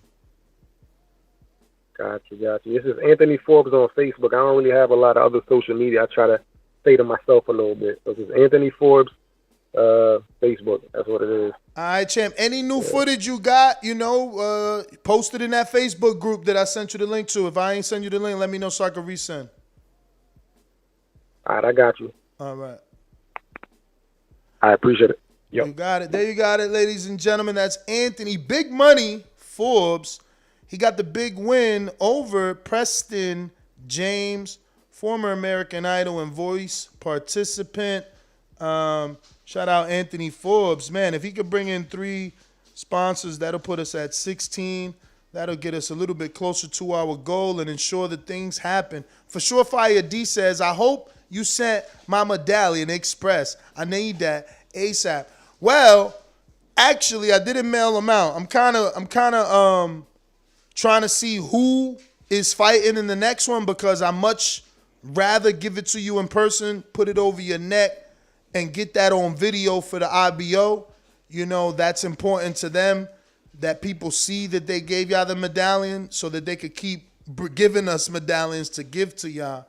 So I know that you have a possible matchup that you got to announce. You know, I know you're talking to your family and team. But if you're fighting, that's only 4 people left. Anthony's fighting, that means there's 3 people left. Who else won? Anybody who won that wasn't in a title shot deserves a medallion. Rel, and he's fighting again. I got him on the line. Detroit's own. Rel, now in New Mexico. What's going on? What hey, for sure, Fire said he said the same thing I was about to say, that are you still gonna mail the medals and shit? Yeah, so I just answered that as far as what we would rather do just to continue getting the medals from IBO. You know, they need to have those presented on video so that they could use that video, and et cetera, et cetera. So if you're fighting, then, you know, I can still give it to you and get the video. He's fighting. He should be fighting. So it's just about announcing. If you guys are in or aren't, then I still mail it. It's no difference. Yeah, I'm just calling to get my review on the event. It was a great time. I enjoyed meeting a lot of the fighters that was on the card. The fight after mine, I like that Jerome and for sure Fire D fight. I was proud of the weight loss journey from Supermex. I think Elias had a cold outfit, man. That Spartan outfit was sweet as hell. Mm-hmm. Yeah, man, and I'm just here for the review, I guess. Yeah, man. So talk to us, man. Talk to us about your fight. I actually spoke to your trainer. You know, he still wants to go to Albuquerque. But he wasn't too happy, man. He said that he wanted you to do a little more training and that you missed a few days, but that he promises that you'll give a better performance in the next fight out. But yeah, man, just walk us through it. I mean, yeah, that's pretty much 100% correct. It was a lot going on leading up to this. I was in trade school, graduated from trade school, ended up getting a career. So I was back and forth doing all kind of stuff for that. And still training at the same time. I did train, but it wasn't 100%, and it showed. And but I definitely, from all the viewers that watched it, in regards to me, Everybody was proud of my performance. They said I won, no doubt. The worst criticism I received was, of course, my conditioning, that I just need to work on that. Other than that, I controlled the fight. I landed the better shots. I got hit in the back of the head excessively, and I took that well without any complaints or anything like that. So, yeah, I feel like I won. Yeah, I mean, you heard my commentary, man. I didn't feel like you got the win. You didn't do anything for 2 full rounds. Your first round was your best round, and then you just didn't throw punches. You threw maybe 1, 2, 3, 4 in each round after that. It was not good, man. It was not good. It was a lot of holding. I mean, and of course, that's the opinion. You got very. Let me finish. The way that I see Let me finish. You cheated quite a bit in that fight, you know, and it's starting to become like your thing. I thought that you would be more mindful of dirty fighting because you got a point taken and it cost you a draw.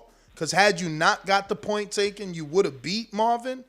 But you still came in this fight doing some dirty tactics. You know, I don't know why Doomy be giving you warnings. Like, you had a warning the last fight. But yeah, he let you live, man. But you did some dirty shit, bro. It was crazy. I don't know why you do that. You watch boxing. Wilder don't do none of that shit you do.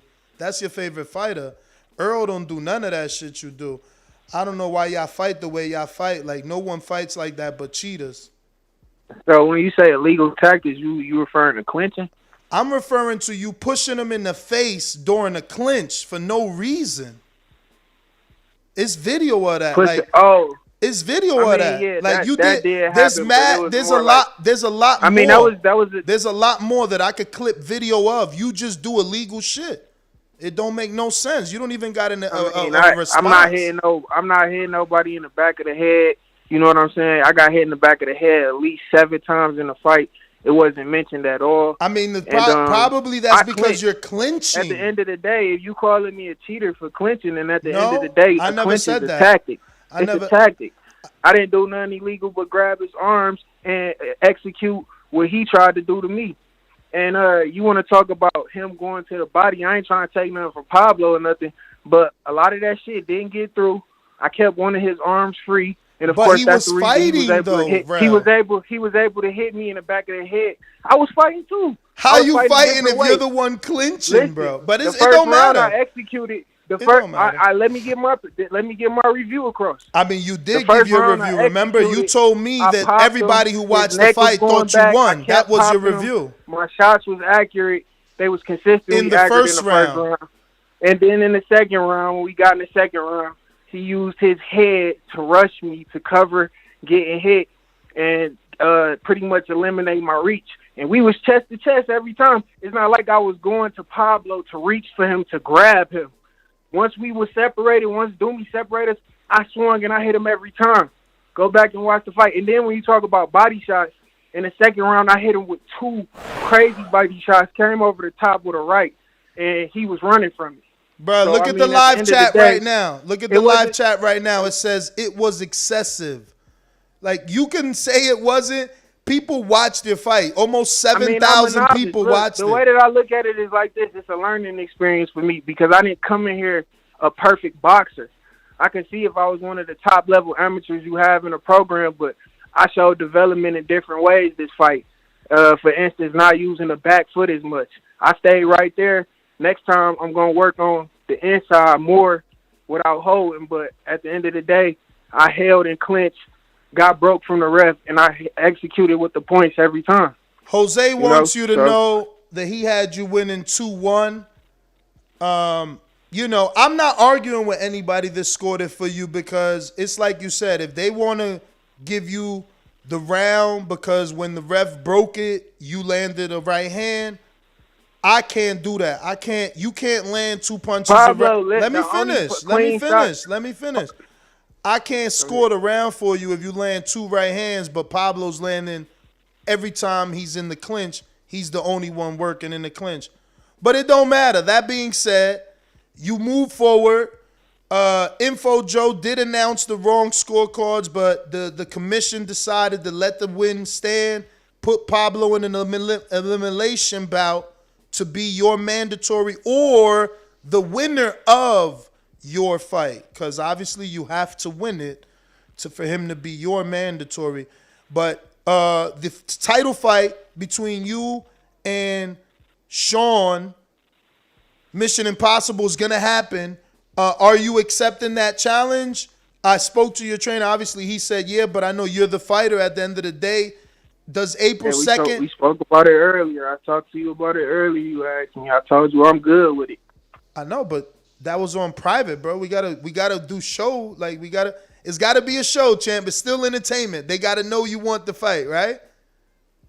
They know. They been on. Okay, so you want you taking the Sean fight? But to be honest though, Ness, as a participant that's been in this a couple years, you gotta know I did come in as novice, and for this fight, for me to fight the top level amateur, I fought this. We just think you better. That's what you don't get. You always think people mad at you or hate it. We think you better than what you showing. You've shown that. I think I'm better. You than don't what think? I showed. Tell me this. I think Tell me this. better than what I You showed. don't think you did better in the Morocco Joe fight? Yeah, because it's right, like then. this with the Morocco Joe fight. It wasn't. You gotta admit, I ain't had no technicality. But you did better in that fight, champ. You did way better in that fight. You countered more. You let your hands go more. You got a knockdown. And Morocco Joe not as skilled as Pablo is. Bruh, Pablo ain't shown me nothing.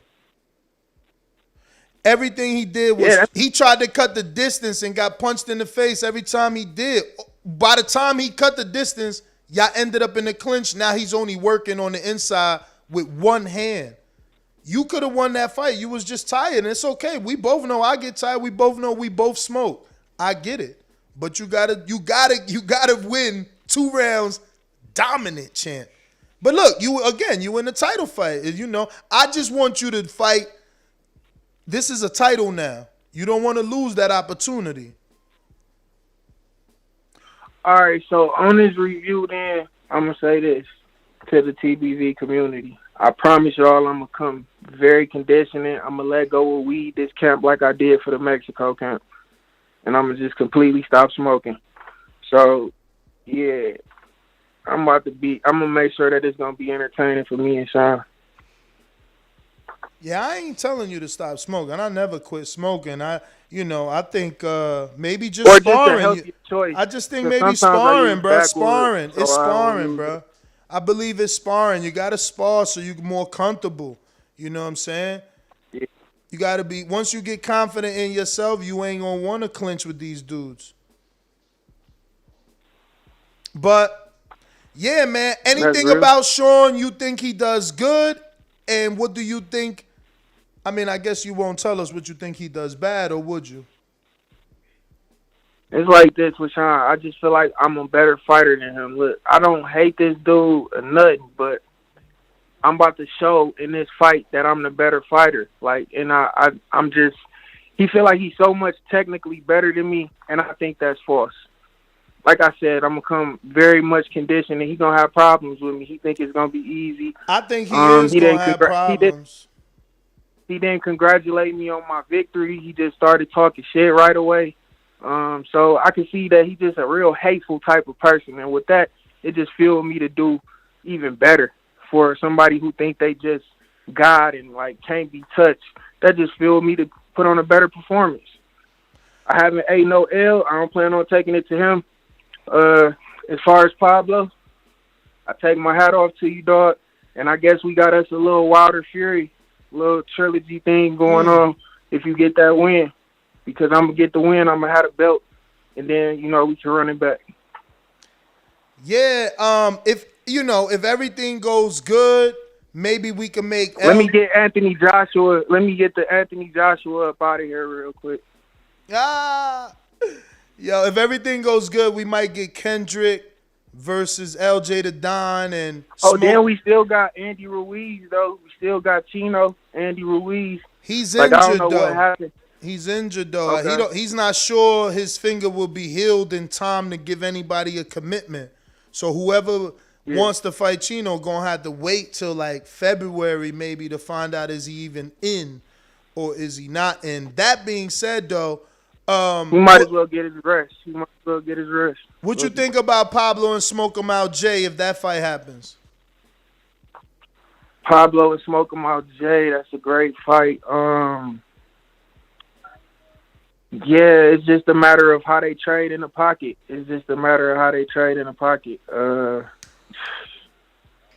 I see Pablo going on in the inside, happening to get in the inside against Smoke 'em Out Jay, because Smoke 'em Out Jay got the reach.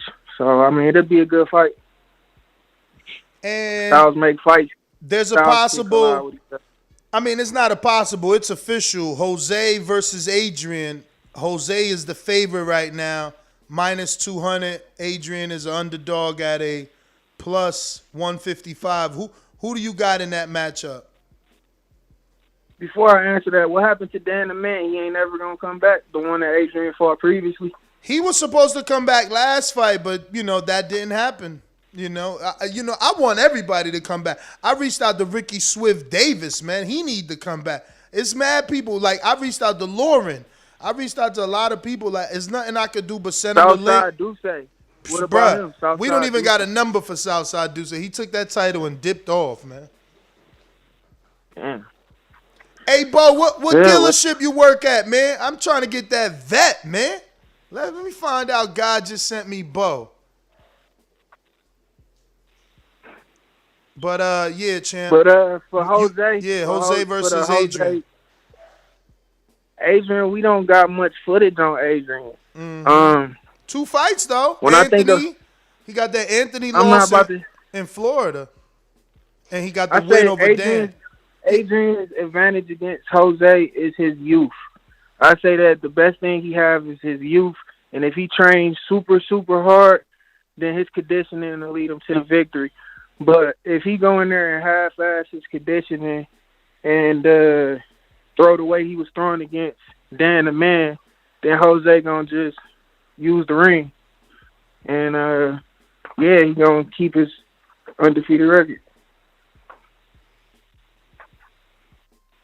All right. So, I want to get your thoughts on a few. It's hard to say that one because Jose, he can, if he train hard as hell on top of the technicality he already got, then it's gonna be hard to say Adrian even got a chance, because if Jose take it serious and really bust his ass in training, on top of what he already knows, he's gonna come in 2 times better, 2 times ready. So yeah, Jose, I would favor just because I seen more, and Cruz got power and he beat him. So shit, yeah, I say Jose. Let me get some quick predictions because the phone lines just got lit up. DeMarcus just made his fight official with a super chat saying, I'm taking Corey Frank's head off come April 2nd. So, yeah, it's official with the angry emoji. And he's a minus 300 favorite. Corey Frank, who's 2-0, he went all the way up as 178 and fought the very tough and young Winston in Florida, is a plus 200. Who you got in that fight? Okay, let me speak on Corey Frank real quick. I want to say that his fight against Donnell, the Iron Flower, I feel like Donnell edged that one out. You know what I'm saying? I'm going to just say that right now. I like Corey Frank as a boxer. He got good boxing ability, but I think Donnell edged that one out. And with that being said, for sure, Fire get in there with him. It's for sure. This might be for sure KO victory. He might stop him. And I'm just saying that because there's levels to it. It's just levels. Corey got speed, Corey got technicality, but I haven't seen no display of power. No display. Really? I don't know. I ain't trying to debate because I need your prediction on the next one to get to these callers. I'm going to just say he kept Winston young ass off him, and he was a big ass 178. That dude was definitely a cruiserweight. I wasn't there for that one. That's the one that I missed. That was in Florida the first time. Yeah, that's 10. The one I didn't see. Yeah, I didn't see it. That. I got to go back and watch it. I come back with another possible fight if Matt stopped playing with action figures and going to WrestleMania. Him versus Show Kid, and I'm talking Matt Machine Gun, the brother of Supermex, is a plus 240. So he's the underdog to Show Kid. Show Kid, you hear that? They still got you as a motherfucking favorite in the fight. I can't believe Show Kid's a favorite in the fight. Get the fuck out of here. Why you can't believe it, man? The heart that Show Kid showed. Bruh, heart don't win fights. Hearts don't win fights. You gotta win fights.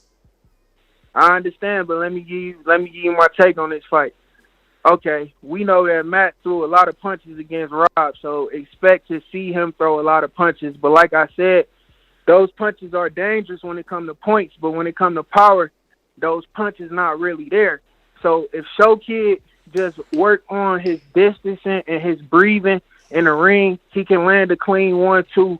He can land that throughout the fight. He can land a clean jab to the stomach. He don't have to be as fast as Matt, and eventually he'll wear Matt down to where he can get a knockdown, and then the fight will be in his favor. I hear you, man. Yo, people still believe in Show Kid. That shit is crazy. Carlos. Nah, that ain't on the card. Let me give you my prediction against me and Sean real quick before you go to anybody else. All right. I see it like this. I see a real dramatic build up to the fight. It's gonna be, of course, Sean. He got a lot of catchphrases and things he gonna use. So it's gonna be a huge build up. A lot of slick shit gonna be said. But when we get in the ring and Sean heart beating fast out his chest, I'm gonna pick him apart. The way the fight gonna go is he gonna come with a bully, angry mind, and I'm gonna make sure I keep it clouded the whole time, and I'm gonna pick him apart. We gonna go low, we gonna go high, we gonna go up the middle, we gonna move to the side. Watch. I got y'all. All right, champ. Well, I can't wait. I know this is a fight you've been wanting for a long time. Actually, give out your social media before we let you go so that people can follow your journey and the build up to this fight. April 2nd, it's going to be going down. You're stepping in the ring for the vacant heavyweight Border Wars title. Yeah, so if you want to follow my training journey, follow me on Instagram at RellBenReal, one word, RellBeenReal. And, Ness, before I get off the line, you was right about my nickname. Some of the fellas I grew up with talked to me after the fight. They not feeling Fire Flame. They like Hell Real. All right. Hell Real, let's go. We'll give him hell, Real. Might have to put that on the... Yeah, put that on the next shorts. And this way you give him hell, Real. I'm going to go to... JD, motherfucker. There's a lot of things I like to move, so just try to get on my game. I don't know why they gonna call me for I'm a 54 pounder, but I have a brother that's at 160.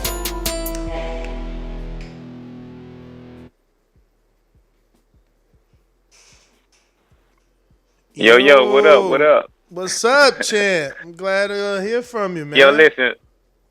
Yeah, I know it's been a minute, bro. It's been a minute, man. I've been out here, on next level grind mode. But I see you, man. Do your thing. But yo, check this out. Let me first say this, bruh. Like I'm working this weekend, right? And then you got all these fights on. You got all these DAZN cards. You got the Showtime card. I'm locked in on TB fucking V, man. That's what up. Yeah. Yo, real talk, it was like, it was no way I was going to miss that because, of course, I'm a little attached to it, you know what I'm saying? So, that took favoritism over all those other cards, though, you know what I'm saying? So, I just wanted to say that first before I get into it. But I did want to comment on the fights, though, you know Absolutely. what I mean? So, I got to be honest, the very first fight, I don't know none of those guys. What was that? Preston versus the new guy from Florida. No. It was... Yeah, Preston James. It should have been... No. Let me check the card list. Hold on. Nah, Preston was the second fight. Oh, yeah? Let me see here. Yeah, Preston fought a guy from, I guess the guy was from Florida, Wisconsin, yes. maybe? From Florida. Oh, he was from Florida? So the only other fight could be Twin from Orlando versus Rolling with the Punches, the dude with the sweatpants. Yeah. Yes. Rolling with the It was, Punches versus that was- Twin from Orlando. Twin from Orlando actually went 3 full rounds with Jordan Baker, who has 2 knockouts and 3 wins. And Rolling with the Punches is 0-1. He lost to Avery from Wisconsin before. This was their first time fighting each other. They fought at 147. Yeah. See, I didn't really, I wasn't really tuned into that one because, I was, out there working and shit. But come the second fight, right? Which was the Preston guy. Mhm. Yo, that guy got heart, bro. Preston? Yeah. Listen. Ain't no quit in that dude. I want him to fight James Clark. Did you watch the Wisconsin Border Wars, the 2 of them? He lost twice. He lost to Esteban, and then he lost to Elias. And I know both of those dudes are amateurs, but I like James Clark versus Preston next, but I don't know if Preston's coming back. You know he was only 18? Who? The American tall Idol guy? kid, yeah. Oh, nah, I didn't know that. I didn't know that. He looked a little older than that. But let's get to the ones that I know, because I know every fight after that. I think Bola de Grasa was next, right? And Supermex. Mm-hmm. Okay, listen. Supermex, right? Mm-hmm. Yo, that's my guy, yo. He was getting hit with everything in the kitchen sink, bruh. but he just kept coming. That pressure. See, that's where the art of boxing come in. Like, you might not be as accurate as the next dude, but you can damn sure wear him down. And I can tell that he was trying to wear him down. He couldn't complete the mission though. You know what I mean? Supermex was right there. I ain't gonna lie, I was rooting for Supermex, bro. Me too. I thought he was gonna win. I He was picked right him to there. win. I thought that pressure was gonna bust Eddie, but Eddie showed levels, man. It was beautiful.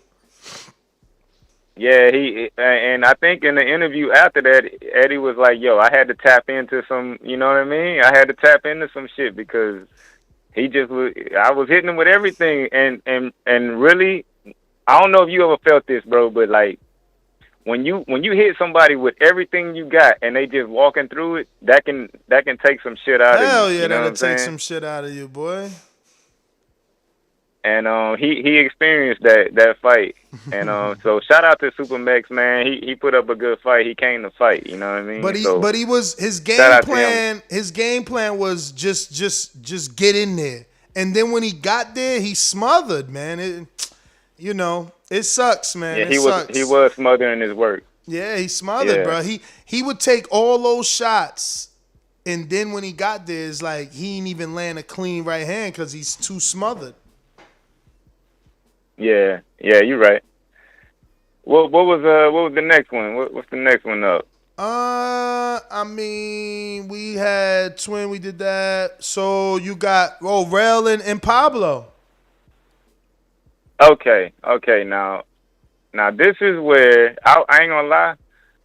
So Rail just got off, right? And Rail, cool dude. But Rail listen.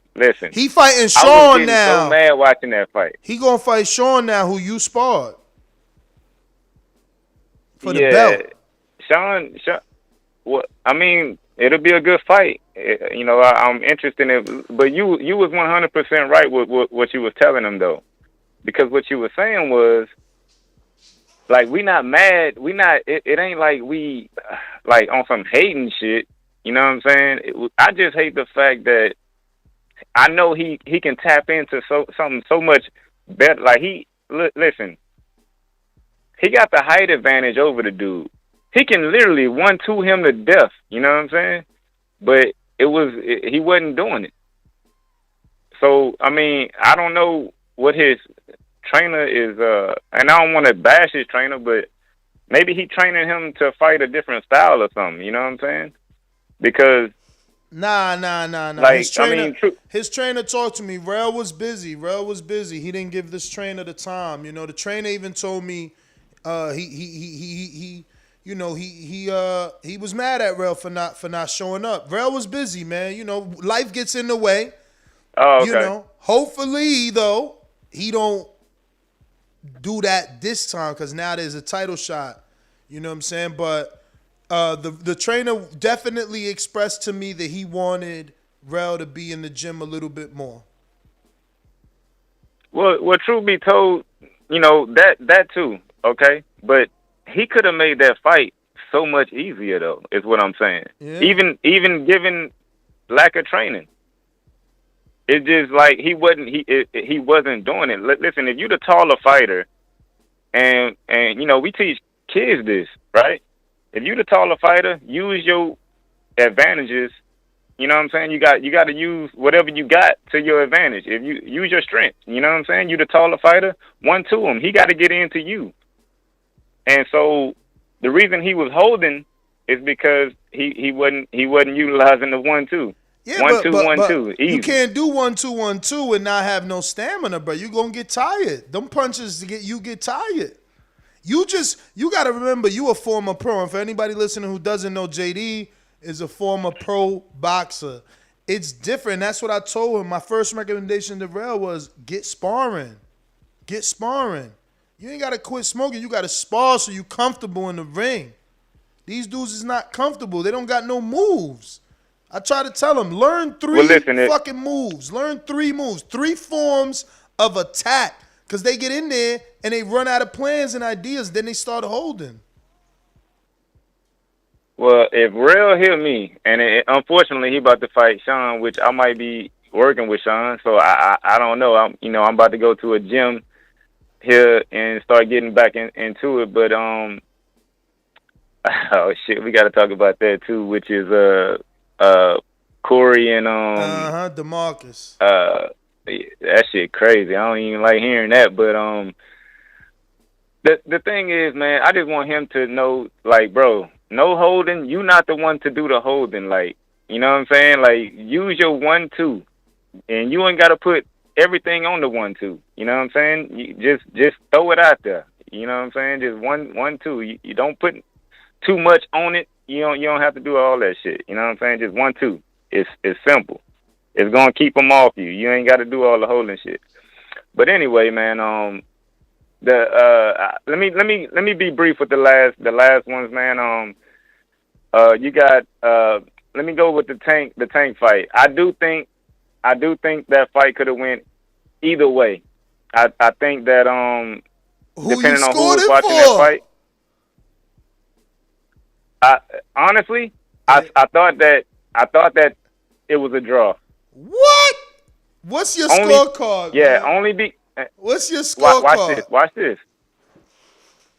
I had Tank winning. Wait, you just said easy, a draw. But then, listen, I had Tank winning easy. But then the last, I talked to Tank about this too. The last 20 seconds, he started getting hit with everything. Oh yeah, last 30 seconds of the third round. Yeah. Yeah, and he got stumbled in that last 30 seconds. He got stumbled in that last 30 seconds. Then he tried to wipe the mat like he slipped. Get the fuck out of here. Yo, I've been waiting to clip what that you don't shit. realize, what you don't realize is the first minute and 30 seconds he was jabbing him to death. You know what I'm saying? He was doing his thing. Yeah, but Champ, you can't win a round just because you landed jabs when a dude is landing right hands that's knocking you back. It's just that simple. Man, tell that to Joe Joyce. Tell that to Joe Joyce. He was jabbing that dude to death. That's the thing. Joe Joyce, Elias wasn't Dubois. Elias did more than Dubois in the third round. But it is what it is because, watching it back, I felt like the first round, which is a round I gave Elias, I felt like you could give that round to Tank. I seen that. Yeah. I seen that on TV, and it's like, ooh. Even though, like you scored the third round for Tank because of the jab. That first round, Elias' jab, it had Tank mesmerized. Let's be real. And it's funny because his coach said it in the chat. As Elias is walking into the ring, Mitty's typing in the chat, Marvin got to be careful with Elias's jab. Is deceptively long. People think because he's short, he ain't got to reach. His reach is long. Sure enough, he was popping the shit out of Marvin with that jab. Up jabs, side jabs, all type of jabs, man, in that first round. But it looked like Marvin was landing more right hands. Some of them times, Elias even turned his back on one of them. He tried to, he got hit and he was on the ropes and he kind of just ran, right? It looked like he fucking ran. I mean, I could clip it. Well, listen, real, depending on who you was looking at, because they have fights like this all the time, right? One fighter is landing the sharper, crisper punches, and the other fighter is just busier. You know what I'm saying? So depending on what you was looking at, that's how you was gonna score the fight. But like I said, that fight could have went. I had it a draw because I felt like Tank was winning, but then he gave it away. Not as giving the fight away. To be clear, you gave Elias the third round because of the last 20, 30 seconds. No, I had the third round even because of the last. Come on, man. That's seconds. Not even. You a professional boxer. Why you and Mitty doing that bullshit? They got swing rounds, bro. They got swing rounds. What are you talking about? That was a swing round. No. Listen to me. Let me teach you something, bro. The definition of a swing round, it means it's tight. It don't mean the judges scored at 10-10. That means, okay, this round could arguably go to Marvin or Elias, but either way. But you gotta pick a side, my nigga. Like, how y'all giving 10-10? Show me a professional scorecard with a 10-10. Where y'all find that shit at? Show me. So what are you talking about? So there are no rounds that you say, hey, I don't know who to give that round to. So I've never seen a professional judge do that, is all I'm saying. If you could find me a scorecard where Algiri Povetkin gets 10-10, Pacquiao Thurman got 10, that never happened, bro. Where y'all getting this shit from? Why y'all doing that? Like, Mitty did the same shit. Naja did the same shit. I'm starting to think it's a UK thing. Is you really from America? Bruh. So you never heard of a round going, shit, we don't, bruh, that's why they have draws in boxing. What are you talking about? We don't know we don't know who to give this fucking fight to. It's that simple. The fight is so short. But a judge doesn't do that. A judge still picks a winner in the round. A judge doesn't do 10-10. You got to show me an official scorecard where they got a 10-10. I never seen a judge do that. Well, let me ask you something. How come there are draws in amateur boxing in 3-round fights? Maybe because they're using a different system. Remember, we're adapting the pro system. We use a 10-point must system, and that's why it's called 10-point. So you saying that there's no such thing as a draw?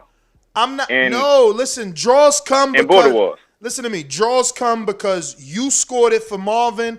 I scored it for I don't know, Elias, and the other judge, I don't know how he did it. You shouldn't get a draw in border wars. The only way you get a draw is if you get a knockdown, right? If I get a knockdown and you won the first 2 rounds, that's a draw, bro. You understand? That's a draw. Like it shouldn't be a draw in border wars. Like, how? It's 3 judges, 3 rounds. Who'd you have winning the fight? Did you have Elias winning or did you have Tank winning? I did have Elias winning. After rewatching it. After rewatching it, I'm not mad if you give it to Marvin because the first round on TV, he looks stronger in the first round. He looks more dominant in the first round. In person, from the commentary, that jab was looking like it was causing this dude all types of problems. But on camera, the right hand looks like it was causing Elias problems. So I'm not mad who you give that first round to. But that third round, ain't no way Marvin won that. He got wobbled in the shit twice. last 30 seconds, and he already got the clip of the other time he got wobbled in that round. And outside of that, the second round, Brandon is fucking blind. I don't know what's in the water in Houston. He said Elias won the second round. That's impossible. That's when really Tank was a Tank. I don't even anybody scored Elias the second round, you shouldn't be judging, and that's Brandon. Okay, wait. So it sounds like you got Tank just winning easy. Like I said, because you just said you're not listening. You just said that in person. Originally, you thought that Tank lost the first round and won the second round and lost the third round. But on camera, he could arguably win the first, win the second, lose the third. Okay, so you got Tank winning then. On camera. In person, I had Elias winning. Why can't you just admit it, though? What the fuck? Well, I am admitting it. I'm saying on the playback, it looks like Tank won the first round. Okay. Won the fight. Say that. Won the fight. If you watch it on camera, it makes it easier to think he won the fight because the first looks dominant, the second looks even more dominant. So I can see someone judging it with the momentum trajectory up. But again, live. Right. I will say this though. For Elias, I will say this: had he let his hands go been a little busier, I do think he could have made that fight a lot easier than. Should Tank give him the rematch? Because he feels like I would give him the Tank is like, I would give him the rematch, but that would make me have 2 rematches on my resume, and I don't want to be like the rematch king. Well, that fight was so good. You know what I'm saying? It was like main event worthy. I wouldn't mind watching it again because I really want to see how both guys make adjustments. You know what I'm saying? Yeah. I loved it. I wouldn't mind watching it again. The only reason I wouldn't mind either is because, like you said, they main event worthy. Those dudes put a lot of time into their ring walks, their outfits. They did us proud. Man, the style was amazing. They did us proud. That fucking Spartan outfit, they both had the same fucking sequence in their shorts.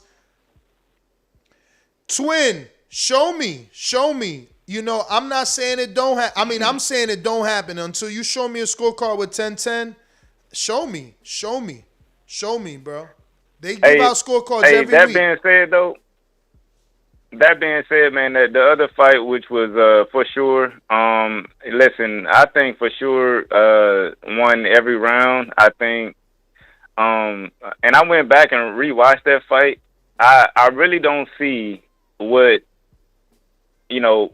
people are so high on that guy Jerome. He don't know how to turn his punches over.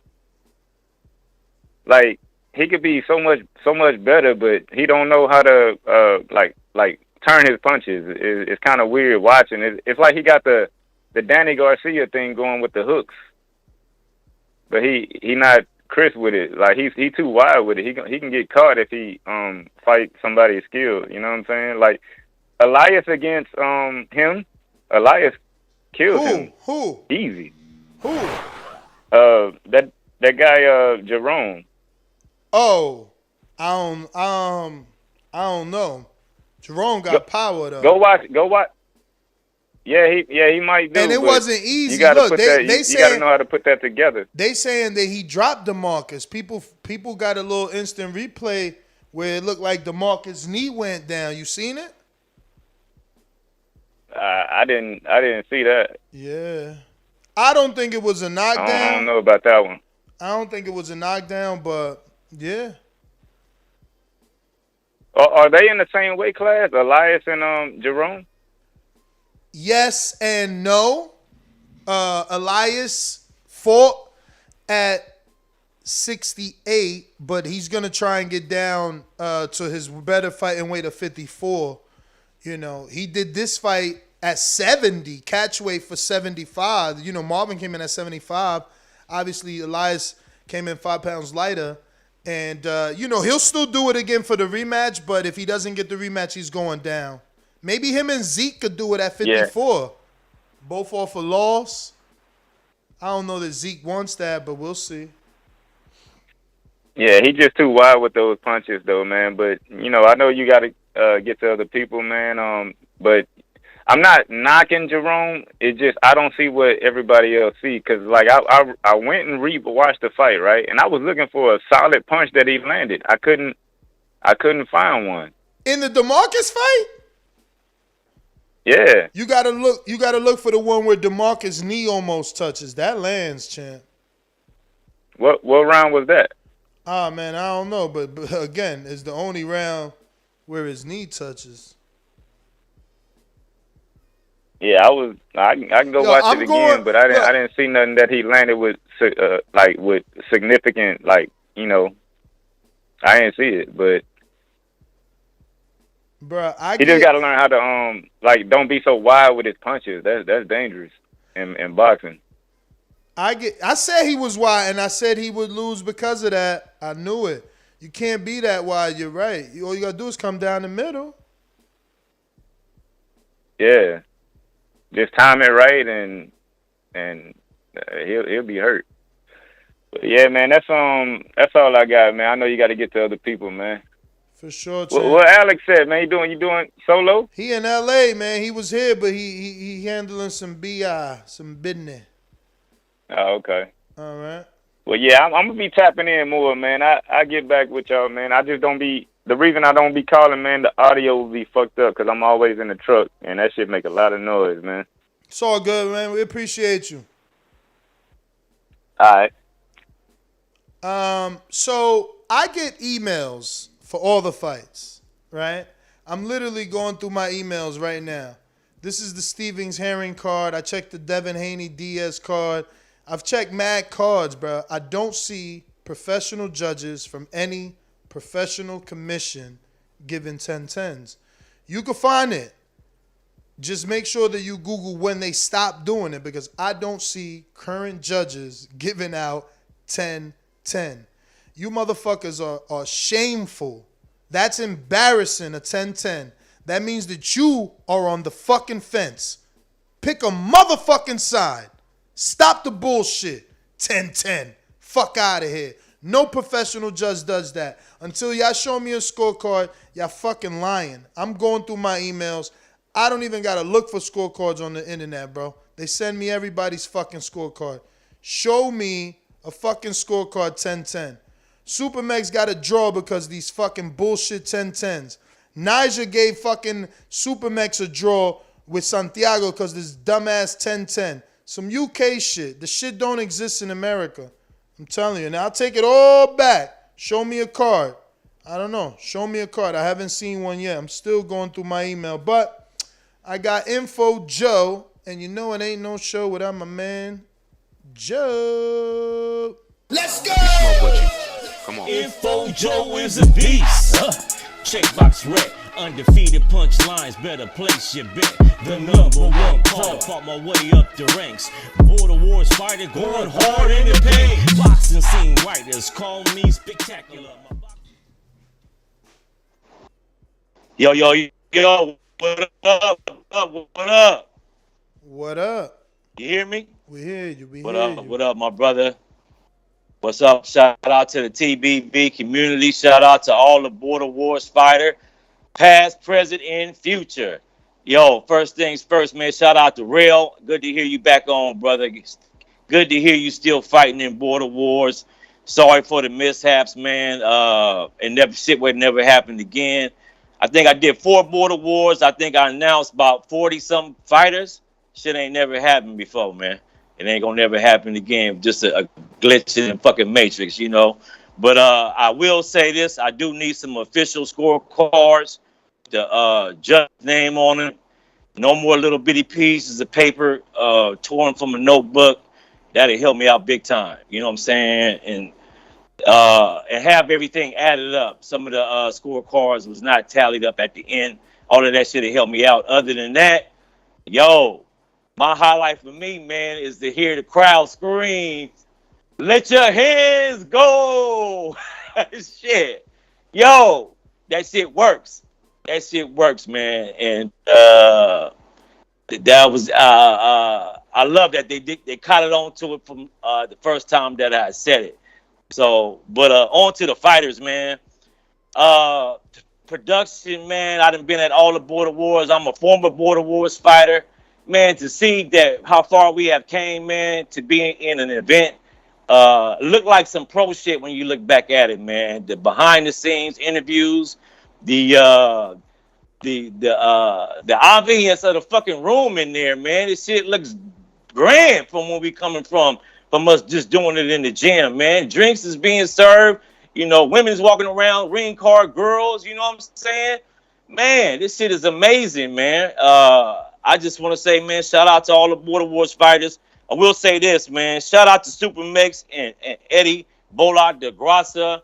Out of all the Border Wars fighters, man, and shout out to them for losing weight, man, to be in the chubby weight division and for them to have higher punch stats than all of the fights on the card. God damn. Give it up for them two dudes, man. Yo, that was one of the most entertaining fight on the card, to keep it real. It was. And yeah, man. So shout out to them dudes. You know the beauty about this community, man. You know, me and Super Mex was in the room together, stayed in the same room. And hear him say, man, I just came back from dinner with Eddie, man. I said, God damn, that's the community right there, man. That we can all fight each other, and after that, go break bread and have a drink or have a smoke. You know what I'm saying? I love that shit, man. And it's always been like that. We need to keep it like that. This is our community, and let's keep that spirit going. That, you know, I love that. Shout out to DeMarcus for Surefire D. Out of all the fighters, I've seen him in the ring and in the back. He looked the most relaxed and confident out of everybody, man. I see always in this. We all got nervous energy, you know, me sparring and whatever. But this dude, he had the look that he didn't have no. This dude looked so confident, man. Didn't have no nervous jitter, and I seen that in all of them. Even myself when I did it. Hey, man, shout out to him. Shout out to Jerome Lambert. I will say this. I do see Jerome Lambert. He can improve on his skill set, but he's not a bad fighter, and he's good for Border Wars. You know what I'm saying? And if he keeps at it, you know, I can see him. Every time you lose, man, you learn something from it. As long as he learned from that L, he can push forward. But shout out to DeMarcus for Surefire D. He said what he other back. Fights, man? He said he back. Jerome said he back. Yeah, I don't know who he gonna get in there with, but he back. Yeah, that's good. I do like the Jose. Adrian. I like what you think about Mitty versus Jerome. I like that fight. I like that fight. Good comeback for Mitty too. That's good. Mitty coming back. You know what I'm saying? Get some of that UK flavor over here in that boxing and shit. I love it. Name me some fights, man. You know what I'm saying? What, new fights? All, new fights? Because there's a lot of new fights you don't even know about. We already got a new fight card for you. Cool. Oh, shout out to the newest who made the biggest splash in Border Wars this time as a newcomer, and that's Anthony Forbes. Oh, yeah. He brought the biggest crowd. 18 Hey, man, tickets. if you can get that many people, 18 tickets, man. Shout out to you. Your family believed in and showed up, man. Shout out to Jerome's family, too, traveling all the way from Wisconsin. But that's what we need. If it's going to be in Florida, we got to have Florida fighters there that can bring out a crowd. If it's going to be in Atlanta, we got to have some Atlanta fighters on there, though. But shout out to you, Ness. Keep it real. This is your best commentating, man. Out of all of them, most of the time, that's you only, coaching. That's only because of these guys, though. But that's only because Doomy and Brandon did such a good job that, you know, I didn't have to really do anything else. Like, this was one of the first times where we weren't lacking help, you know. We had everybody doing something. You know, obviously, like you said, which each one we're going to grow, we got to address the scorecards and have those pre-typed out. But, you know, we kind of hit all the boxes on this one. And it felt good, man. It felt good. We came together as a good team for this one. We did, man. Shout out to I know Kid a lot of shit on the show, man, but I will say this: a lot of dudes, man, keep talking about it, but they don't join. Uh-huh. You know what I'm saying? I will say this: he got more heart than about 90% of motherfuckers that's probably listening that actually will do it. You know, yeah, he taking some L's, man, and for him to keep coming back, man, just to, you know, this fighting, man, this shit is hard. Takes a lot of heart to do this shit. This shit look easy from the outside, and that's why Border Wars was created, so you can see.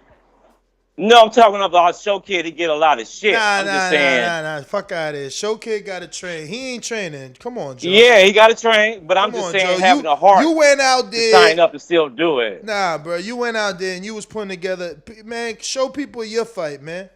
You was like 50-something years old putting together motherfucking 1-2s like a professional. Nah, these dudes not taking it serious. It's not a fucking game. Jose bum ass should have knocked Show Kid ass out so he could learn his lesson. But Jose's another fucking bum over here with them pillow fists. Yo, but shout out to all the fighters. I'm looking forward to the new card, man. And I can see this on Netflix, man, from my lips to God's ears, man. Let's go. Anybody listening, sign up, man. You wanna become from fight fan to fighter? Let's do it. Shit. Let's go. What you say, Ness? Nah, I said let's go. You're right. I want to hit Netflix. Listen, what you think about Adrian Rowan versus Jose? Who's the favorite? Our favorite, Adrian. Get the fuck out of here. Not even the betting line got Adrian as a favorite.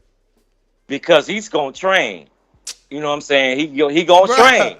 What did just that, on that alone? What did the Jose, Anthony? I don't know if he gonna train. He might train. Did you not see the Anthony Edwards fight? Yes, I did. All right, I seen that. So what are we talking about? What did Adrian do? But Jose is not as athletic as Anthony, though, man. Man, that's a damn shame. That's a damn shame. After 4 fights, you still think that man ain't athletic?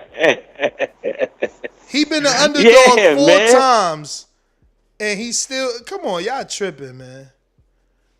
I think Adrian is gonna bring it, and he know how to cut off the ring. That's for sure.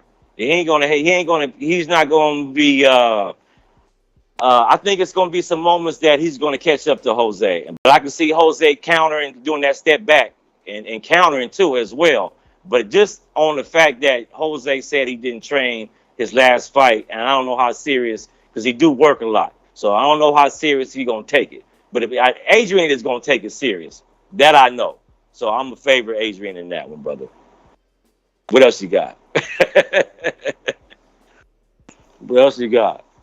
Hey, put who you got for King, man? Thank you. Look at that. Fucking shout out. Shout out my man. I ain't even gonna read the rest because it sounds like officially Americans can, if they wanted to be cowards, they can score around 10-10. But because we are not cowards, and it rarely happens in the U.S., and it's so strongly discouraged because doing so is all but an admission that your fucking lazy ass wasn't paying attention. You didn't pay enough attention to be concentrated on who truly won the round. That's why in America we don't do fucking 10-10. Bullshit. Fucking watch the fight and pick a fucking winner.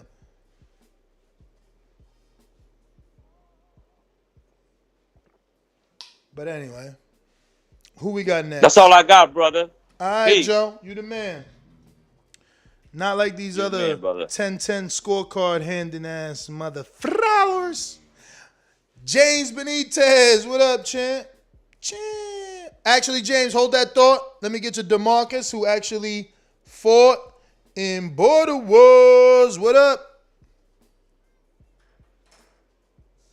What up? What's good, champ? We do. Yeah, man. Did Brandon ever get you the intro? Oh, that's right, he did. Let's hear it. I haven't heard it yet. My bad. Oak Cliff is wild. That's known in Dallas. Okay. I'm the best. And that's the mind state I'm keeping. Nobody's gonna beat me from now on. Who's next? Whoever. Fire! Like Floyd Mayweather say, he looks straight up and down, no special effect. All work is what? All work is what? Well, point to the easy work then. Thaboxingvoice.com. I want to give a shout out to my beautiful wife over there and my beautiful mother. Whether I win or lose, she's always there. SDS Promotions. All right, bro. I wanted to hear it too for the first time because, shout out Brandon, man, making that intro for me, man. Hooking me up. Hello, can you hear me? I hear you perfect, champ. All right. Yeah, man. But anyway, man, we got to stop the cap, bro. My knee never touched the ground. For whoever saying that, whoever made them, I don't even know. You know, I'm just barely hearing it today. Like, bro, that shit is whack, bro. My knee never touched the canvas, bro. You know what I'm saying? Now listen, bro. Much respect to my opponent, bro. My opponent is a power puncher, bro. He caught me with a good shot. You know what I'm saying? But listen, we got to stop that too. In the border wars, if somebody get caught with a good shot, it's not an 8 count off the rip. Exactly. You know what I'm saying? Because I done seen some dumbass 8 counts. You know what I'm saying? Just because you get hit with a good shot don't mean shit. You know what I'm saying? If you not hurt, if you can shake back, you know what I'm saying? Then, you know, it shouldn't be no 8 count. But, like, and that just, bro, I ain't going to lie to you, bro. With the Corey Frank and the Winston fight, I don't believe he got a knockdown in that fight. I don't believe it should have been an 8 count. I watched the fight. I was there in person, bro. I feel like Corey got a gift. You know what I'm saying? That's just me, bro. You know what I'm saying? I feel like you should put that fight on the Facebook page. You know what I'm saying? I feel like that was a rough and tough fight for Corey. You know what I'm saying? That dude was really too big for him. You know what I'm saying? But, you know, anyway, that right there, bro, all that knockdown shit on me, bro, we got to kill that, bro. Whoever coming with that, we got to kill that. Anybody can watch the fight. Yeah, he caught me with a good shot. He a power puncher. Hey, so what? You feel me? I won the fight. You know what I'm saying? And, yeah, bro, and I touch on what homeboy, what's his name, JD, the ex-pro? Yes. Well, touch on what he was saying, bro. Listen, Elias wouldn't do better. He wouldn't do better than me against Jerome. Straight up. You know what I'm saying? Woo! He wouldn't do better than me against Jerome. Talk that. You know what I'm saying? Why not? And now, bro, listen, I'm a really skilled fighter, bro. You know what I'm saying? He talking about a skilled fighter. I kind of took that as disrespect. I'm a skilled fighter, bro. You know what I'm saying? So, you know what I'm saying? Listen, bro, I seen his fight with Marvin, bro, and you know what I'm saying? I done seen all his fights. I was gonna fight Elias, you know what I'm saying? It's no slight to Elias because, like I said, bro, he's not the one that made the statement. But you know what I'm saying? I was gonna fight Elias after Mitty. Remember that? You know what I'm saying? Then I think he caught COVID or something and pulled out. You remember that? I don't. But if you say it, I believe it. You set us up. We had a fight set up after he fought Mitty and I fought Sean. We was gonna fight next. You know what I'm saying? A lot of people thinking he invincible, bro. Like, nah, bro. You know what I'm saying? And like, you know what I'm saying, for real. And you know what I'm saying? I fought a smart fight against Jerome because I knew he was a power puncher, bro. Corey is not a power puncher like that. Yeah, he got skill. Don't get me wrong. I know he a skilled fighter, but he not a power puncher like that, bro. I'm gonna be more willing to trade with him and more willing to throw power punches. You know what I'm saying? Because I'm a power puncher too. And just like you said in the second round, Jerome started feeling my power, bro. You know what I'm saying? Hey, listen, I got some muscle behind me, bro. You know what I'm saying? So, you know what I'm saying? Just that, bro. Like, you know, I'm ready for Corey, bro. And I told you what the situation was earlier. I don't want to go into all that with everybody else. You know what I'm saying? About my plans or whatever. But, yeah, I'm going to go ahead and fight Corey on the second. You know what I'm saying? And then we'll talk about the future after that. But, like I said, bro, you know what I'm saying? Nobody going to stand in there with Jerome like that, bro. I promise you, bro. I'm not saying that he's not going to lose. But I'm telling you, bro, he's strong. And you know what I'm saying? Yeah, he not as tight, but like I say, styles make fight. His style is a power puncher style. You know what I'm saying? So, you know, anyway though, but like I'm ready for Corey, bro. Like my conditioning is so crazy right now. I wasn't even tired in the Jerome fight, bro. The third round, I felt stronger. You know what I'm saying? And so my conditioning just gonna go up from here, bro. I've been training with nothing but elite fighters, bro. You know what I'm saying? All my partners is elite fighters, bro. They keep me on point, bro. That's why, you know what I'm saying? What's the name said I was confident? Yeah, bro. I'm hella confident, bro. Because I know what I've been doing, bro. Like, the miles I put in, the road work I put in. Bro, people are not doing the work that I'm doing, bro. I be hearing these dudes talk about the miles they running, bro. I'm doubling that. Triple, you know what I'm saying? For real, you know what I'm saying? Easy.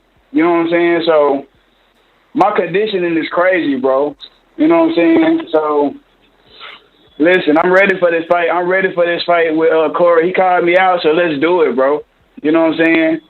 I'm going to smash him, bro. Oh, I love it. I love that shit. I love that, DeMarcus. I think there's a lot of He fights. gonna fucking smash him. I think there's a lot of fights for you. I mean, I still like the Elias fight, Marvin fight in the future, you know, and the Mitty fight. These guys will eliminate themselves too. But you got that dude from Milwaukee. Right, that dude from Milwaukee got a lot of experience too. OC. Oh yeah. OC, yeah, man. Hey, look, you know, I ain't tripping, bro. You know what I'm saying? I just want to see them guys fight somebody. You feel me? Nah, OC already paid. You know what I'm saying? OC already paid. He waiting for somebody to fight him. I know I'm saying fight somebody, bro, because a lot of these dudes picking. Bro, it's easy to get in there and knock out an MMA fighter. You know what I'm saying? Some of these dudes is MMA. Yo, you taking mad shots at Elias.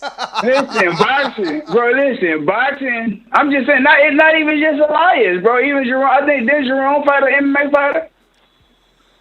I don't know, bro. But Joshua Lane was a wrestler.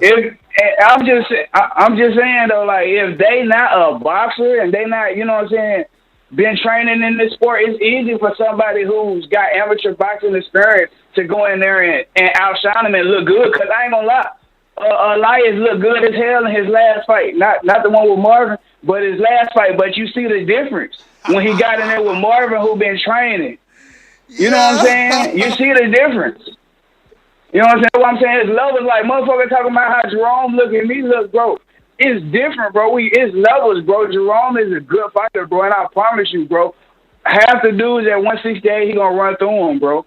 You know what I'm saying? But listen, bro, I'm a different fighter, bro. I got offense, I got defense, bro. And bro, listen, I really ain't even got a chance to unload my power and unload my shots because it's just 3-round fights, bro. In the gym, we going way more rounds, bro. You know what I'm saying? So, you know what I'm saying? Like I said, Corey, he a smaller fighter, bro. You know what I'm saying? He not as big and he not as strong as Jerome. So I'm planning on coming in there, hitting that boy with some shit and walking through whatever he throws. Yo, you talking greasy. He a southpaw, though. He a southpaw. I know it, bro. And I think he got. You don't think he hurt Winston? I think he got popped, man. He hurt Winston, bro. man. That shit is whack as hell, bro. No, listen, bro. They was both fight. That nigga Winston was coming, bro. He was mad as hell when y'all gave him that 8 count. But did you see his eyes, bro? Bro, I mean, Winston was a young dude. He was like 17, bro. He was, you know what I'm saying? Yeah, he was strong, but his boxing experience, he only had like 8 fights, and that's experience, but at the same time, Corey had 14 and the Golden Gloves. Yep. You know what I'm saying? Bro, listen, I take everything into perspective, bro. It was a good fight, bro, but Winston, he ain't got no poise. He just coming in. I got poise, bro.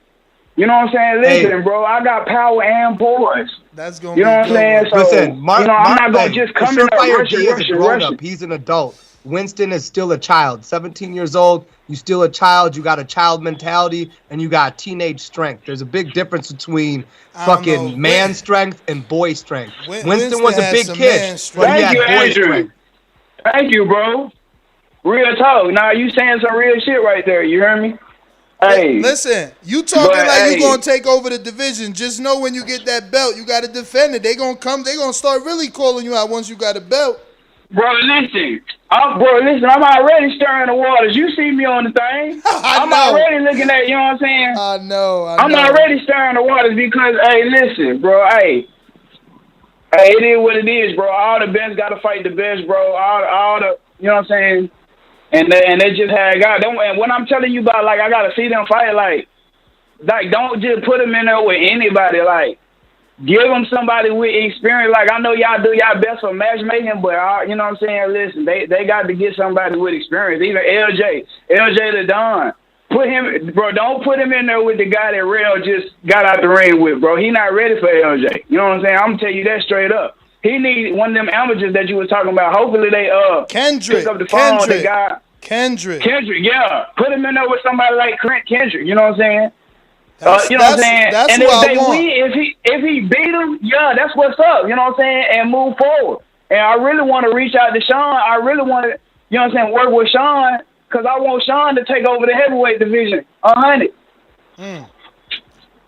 Yeah. Sean You know got what I'm that saying? fight with Rev. Oh yeah, and you know that's a good fight too, right there, bro. And when I say that, bro, I know Sean got a good skill set too, but he, you know. I feel like he got a lot of improvement too. And Jerome, he got a lot of improvement to do too. He can tighten up with his stuff, but like I said, bro, it's not that easy. How, you know what I'm saying? How what's name called in and try to make it seem like, nah, bro, it ain't that easy, bro. You know what I'm saying? But, you know, I had to call in, you know what I'm saying, today and, yeah, make it official, bro. I know he a southpaw. Like I told you earlier, bro. Hold on. Let me ask you this, because when Jerome was undefeated, Wisconsin didn't want Jerome versus OC because they was like, oh, we going to take over. But now Jerome lost. So they both got a lot of amateur record. They not from the same town. What you think about OC versus Jerome? Or do you think they should get a chance to be, you know, like Team Milwaukee and not fight each other? I feel like they should do their Team Milwaukee. You feel me? Because when I got in, listen, when I was going back and forth with one of them, they all jumped in. You feel what I'm saying? So they clicked up out there. So yeah, let them click up. Put them with some people from Texas. Put them with Kendrick. Yeah, put them with, you know what I'm saying? Hey, I feel like Mitty and Oscar would be a damn good fight. You know what I'm saying? You know, we all know Mitty got experience. You know what I'm saying? We know Oscar say he got 30-something fights. Hey, make it happen. You know what I'm saying? We ain't got time. Listen, bro, we ain't got time to cherry pick around. Everybody fight the best, bro. For sure. Straight up. You know what I'm saying? And listen, bro, to be honest, like I said, bro, I respect Corey, bro. You know what I'm saying? I know he got skills and all that, bro. But like I said, bro, you calling me out, you shooting a shot at my throne, you feel me? Because, I'm trying to be the best in the division. So now, you know what I'm saying? Hey, it is what it is. I got to step up. You feel me? Mm-hmm. Well, DeMarcus, man, I appreciate you, man. That was a fantastic fight. And, you know, you talking exactly the way we need people to talk to build this thing up, man. You lighting the fire under these guys, motivating them, hopefully, with everything that you said. So, you know, we appreciate you, man. Thank you for calling in. Give out your social media. I got to get to a few other callers, but give out your social media. Okay, it's number 4 on my Instagram is number 4 surefire_D. Number 4 surefire_D. Y'all follow me. Y'all hit me up.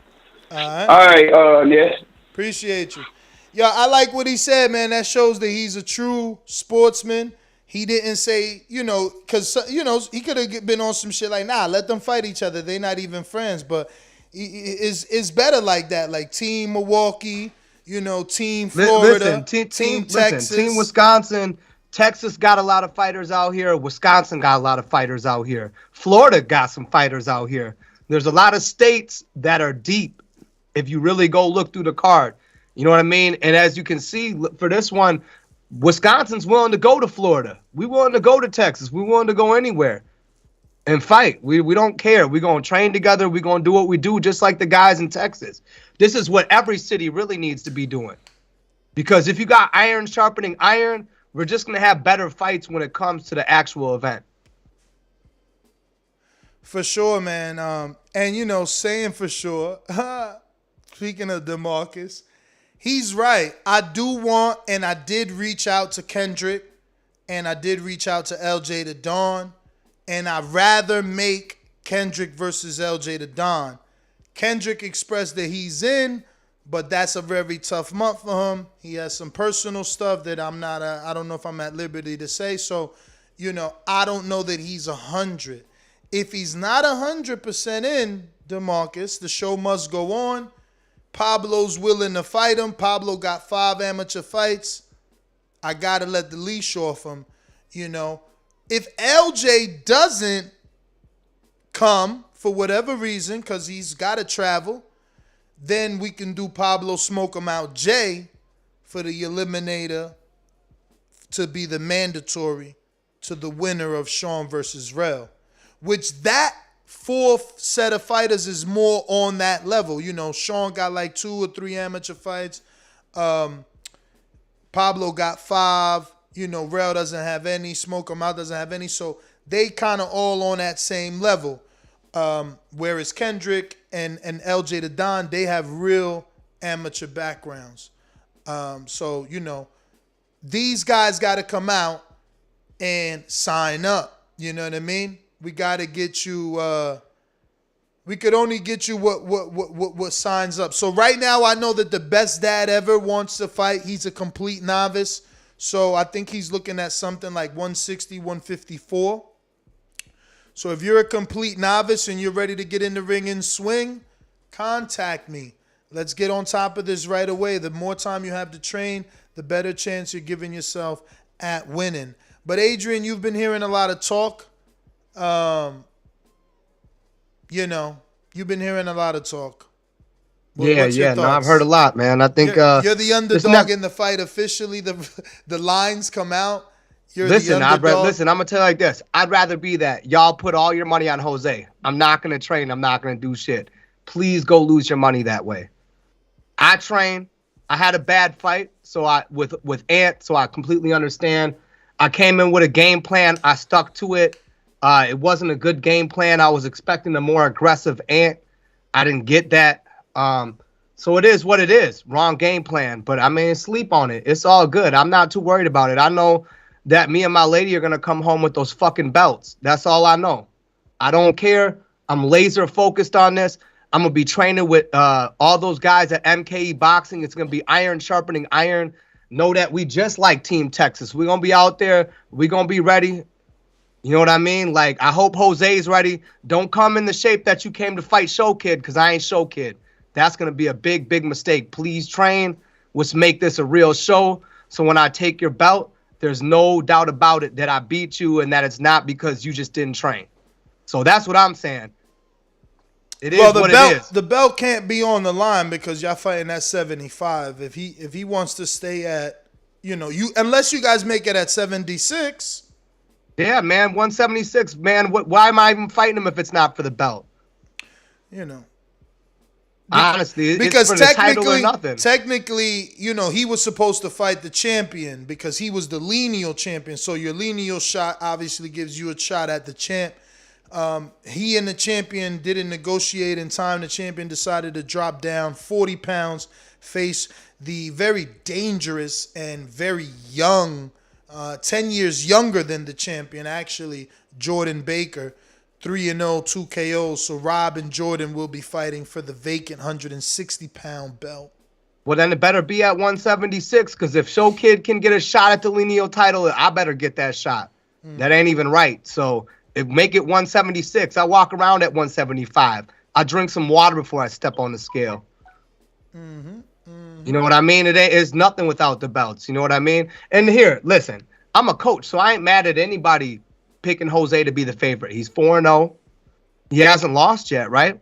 And he's faced punchers. He's faced punchers. He's faced bigger men. Enrique was 210, 205.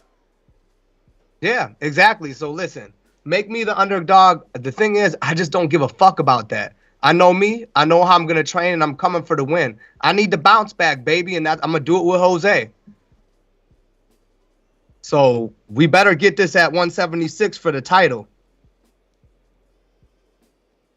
That's just where I'm at with it. We're going to be out here training. You know how Wisconsin does.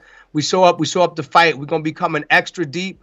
You know, Chino knows people in the area. Trust me, we're gonna sell some tickets too. Because give a shout out of all the tickets you OC sold. said he only has 12 amateur fights, not 30. 12. Jerome is the one with over 30. OC only has 12. So there you go, DeMarcus. You know what I'm saying? So yeah, I mean, there's a lot of great fights to happen. Like I want to tell everybody though about Border Wars. Just train.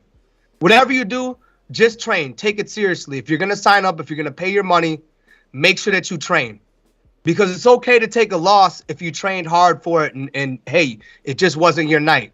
But trust me, you'll know yourself when you get in there. If you don't train hard enough and you lose, you'll know why. And it's going to hurt your feelings a lot more. I got to ask you, man. So I know fighters, they don't think about losing, but like, you know how embarrassing it's going to be if you lose to Jose as a trainer? That's going to hurt your credibility. This dude's a Canadian. That's why I'm gonna win. He's got pillow fists. I mean, I seen him fight against Show Kid, man. I watched it live in person. I seen what Jose has to offer. Okay, but he also seen what you got to offer. That's why he's picking you. Remember, no one. Yeah. No one gets Jose. Like he picks his fights, and he obviously thinks he can beat you. That's got to be disrespectful in itself. Like, no, listen, he should.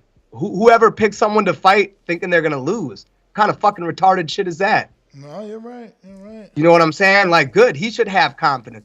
I want him to be overconfident. You know, he's gonna sit there this whole thing, call me a bum, saying shit. Look at that fight with Ant. Please have that mentality because I don't have that.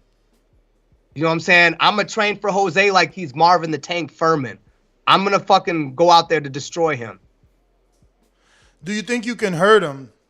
Because he's been in there with Cruz, a known puncher. Cruz has got 9 knockdowns in 5 fights. Like, he's a puncher. You don't have any knockdowns. So how do you see yourself hurting him? It's going to be an ugly fight for him. Just know that.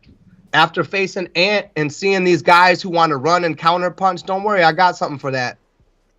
I see that. You know, he wants to lay back, catch you on the way in, you know, hug it up, throw a few shots in there. I seen what he has to offer. It's good. Like, don't worry about it. That's the thing. I'm a coach. I can go back and look at everything I did wrong. And, too, the first 2 times, I didn't have a team around me to actually hold the pads and do all this and all that. He just texted me. He said he gets a rematch clause and you guys are going to fight at 180, so the belt's on the line. Let's do it. All right. There it is. Yeah, man. Rematch clause it is. Let's do that. There it is. Don't worry. I'm a Tyson Fury the shit out of him. You might as well call him Deontay Wilder. You know what I'm saying? So it is what it is. I'm more than comfortable fighting at 180. That means I just got to worry about skills. You know what I'm saying? Yeah, get some, all right? Because I haven't seen you throw a decent one, too. I don't know how you're going to beat him. Honestly, I'm picking Jose. I already said that before you should do that, Ness. You've been a hater. You've been hating on Wisconsin. Everybody has, period. So it's all good. Trust me. We're going to show you. I've been building Jerome up. I mean, you the same dude who was crying in a fight when Big Hayes was coming at you, complaining to the ref and shit. Yeah. You looking like Adrian Broner versus Maidana. It's Absolutely. all good, Playboy. But imagine if my fight with Hayes would have been on this level. He would have got a point deducted or been disqualified. I wasn't complaining about anything. What are you talking about? Dumi ain't took a point from nobody yet. That's true. That's true. Trust me, we see the most flagrant shit. Motherfuckers getting body slammed and shit. Yeah, I mean, come on, man. We ain't never took a point from nobody. And I get it. Dumi don't want to take a point from nobody because he doesn't want to be the guy that determines the decision of the fight. I get it. I can see it in his eyes when he doesn't want to be the one that makes that call. But like I said, I'm not worried about it. And you're right. You know what, Ness? I can look at that. The Dan the Man fight, it was kind of ugly. You know, very ugly. That shit. I won. Show Kid and Jose and Dan the Man and Adrian are basically the same fight. It's basically, obviously Jose has more hold than that. That one is like that. His is garbage and yours is trash. Just being real. Yeah, I gotta stop. Yeah, listen, listen, that's my point. I need one of you two. One of the two of you. Just one has to be Esteban. Like, one has to be better than the other. Y'all both can't be like April 2nd. so close, April 2nd, not doing nothing, man. Give me some April fucking 2nd. jabs and right hands, man. April what I'm saying? 2nd, you're going to see. Don't worry about it. And don't forget, there still hasn't been a heavyweight champion crowned. So I obviously wasn't that bad of a champion. These dudes can't even win the belt. Can I ask you a question, Ness? Yeah. When a heavyweight champion is crowned, are you going to come back and show them why you were the champ? Or are you just going to sit and podcast for now? That might be the plan. You know, Foreman came back at 40 and won a belt. Me coming back and winning the belt kind of sounds like being two-time. You know what I mean? I'm just saying, I'll be honest with you. I don't think that you can beat LJ the Don. I mean, LJ the Don has a amateur background, so but I'm making the point though. But that would be a challenge. Champ, that would be right? a challenge for me. You know, we would see. I mean, he's definitely not beatable because he fought Cody. I didn't say he wasn't. I'm just saying I don't think that you can beat him. He fought Cody, and I wasn't impressed with Cody. So, you know, again, it's like DeMarcus said. You know, you could go in there and beat up on some MMA fighters, man. That's nothing, and that's easy to do. MMA guys is easy to do. You know, you got to get in there and do that to someone that knows how to box. That's the difference. We'll see, man. We'll see, because, again, allegedly, you're the coach. You got to get this win, or I'm going to drag you. I'm dragging you through the fucking mud, bro. I mean, don't worry, man. This is motivation for you. Don't worry, my girl gonna beat up Jose's wife. I'm gonna beat up Jose. Woo. Everybody I've been in, almost everybody except for Ben Lappin that I was in the corner in, won. So just know, my boys are out there winning amateur fights. Man, don't play with me. I actually got a gym. I always said I was a great coach and an okay fighter. But now you at the test, man. You're gonna be fighting a Canadian. We expect you to win. Man, USA ain't losing. I hope just not. know that we ain't losing to the place where Drake's from. We're not doing that. A lot of people thought they could beat Jose, man. Somehow he's 4-0, champ. No, I know, but listen, that's what's gonna make it even more crazy. special when you see what I'm gonna bring. That's what's gonna make it more special when I walk away with them straps. Damn. Just know that. You know I gotta actually pick you because if Jose wins, I think I'm only 4-0. That means he passes me, bro. Come on. Don't worry. We should bet each other, Ness. You bet Jose $100 straight up. Come on.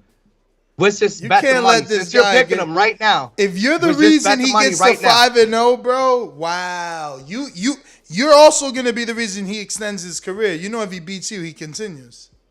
He obviously continues. His career, he's getting his O is going, bro. His O is gonna be gone. Jose. Write that on your mirror, bro. Affirmations, baby. Oh, I am. 5-0. Listen. 5-0, Jose. Oh my God, that number sounds great. Here's the thing. I don't like losing. I'm a sore loser. I hate that shit. Losing to Ant was horrible. I'm gonna beat Jose, and then I'm calling Anthony Edwards back out of retirement because I'm out my fucking win back. I don't care about anybody else. Damn. All roads lead back to the Cobra. Well, I mean, I'm actually, about that. Actually, you got to beat Jose twice, man. He got the AJ Okay, clause I'm gonna beat Jose twice. It's all good. I mean, I don't mind beating up on my grandpa. I'm good with that. Yo, imagine that. That's crazy, Jose. He got to beat you twice. You're terrible putting a rematch clause. Beat Teofimo, man. Why you? He about to be Teofimo. You can just call me George, okay? That is true, though. If you beat him well enough the first time, he may not exercise the rematch clause like Abner Mares. So that is an option. Let me get to Amin, the king of Essex. All right, hey, man. I'm going to check out and listen to the show from the phone, man. I just got back from the gym, so I got to get some food in. I just wanted to pop in real quick, see what was going on. Go ahead. Do your thing, champ. Do your thing. Let's get that fight solidified so we make some posters, man. We can't make the same mistake we made last time. We got to sell this event out. Talk to me. Hey, what's good, TBV family? What's good, man? What up? I just gotta call in and show some love, man. I gotta tell you, it's been a little minute since I spoke to the community, but that card, the TBV card was by far better than the top ranked card. That's no bullshit. That's no bias.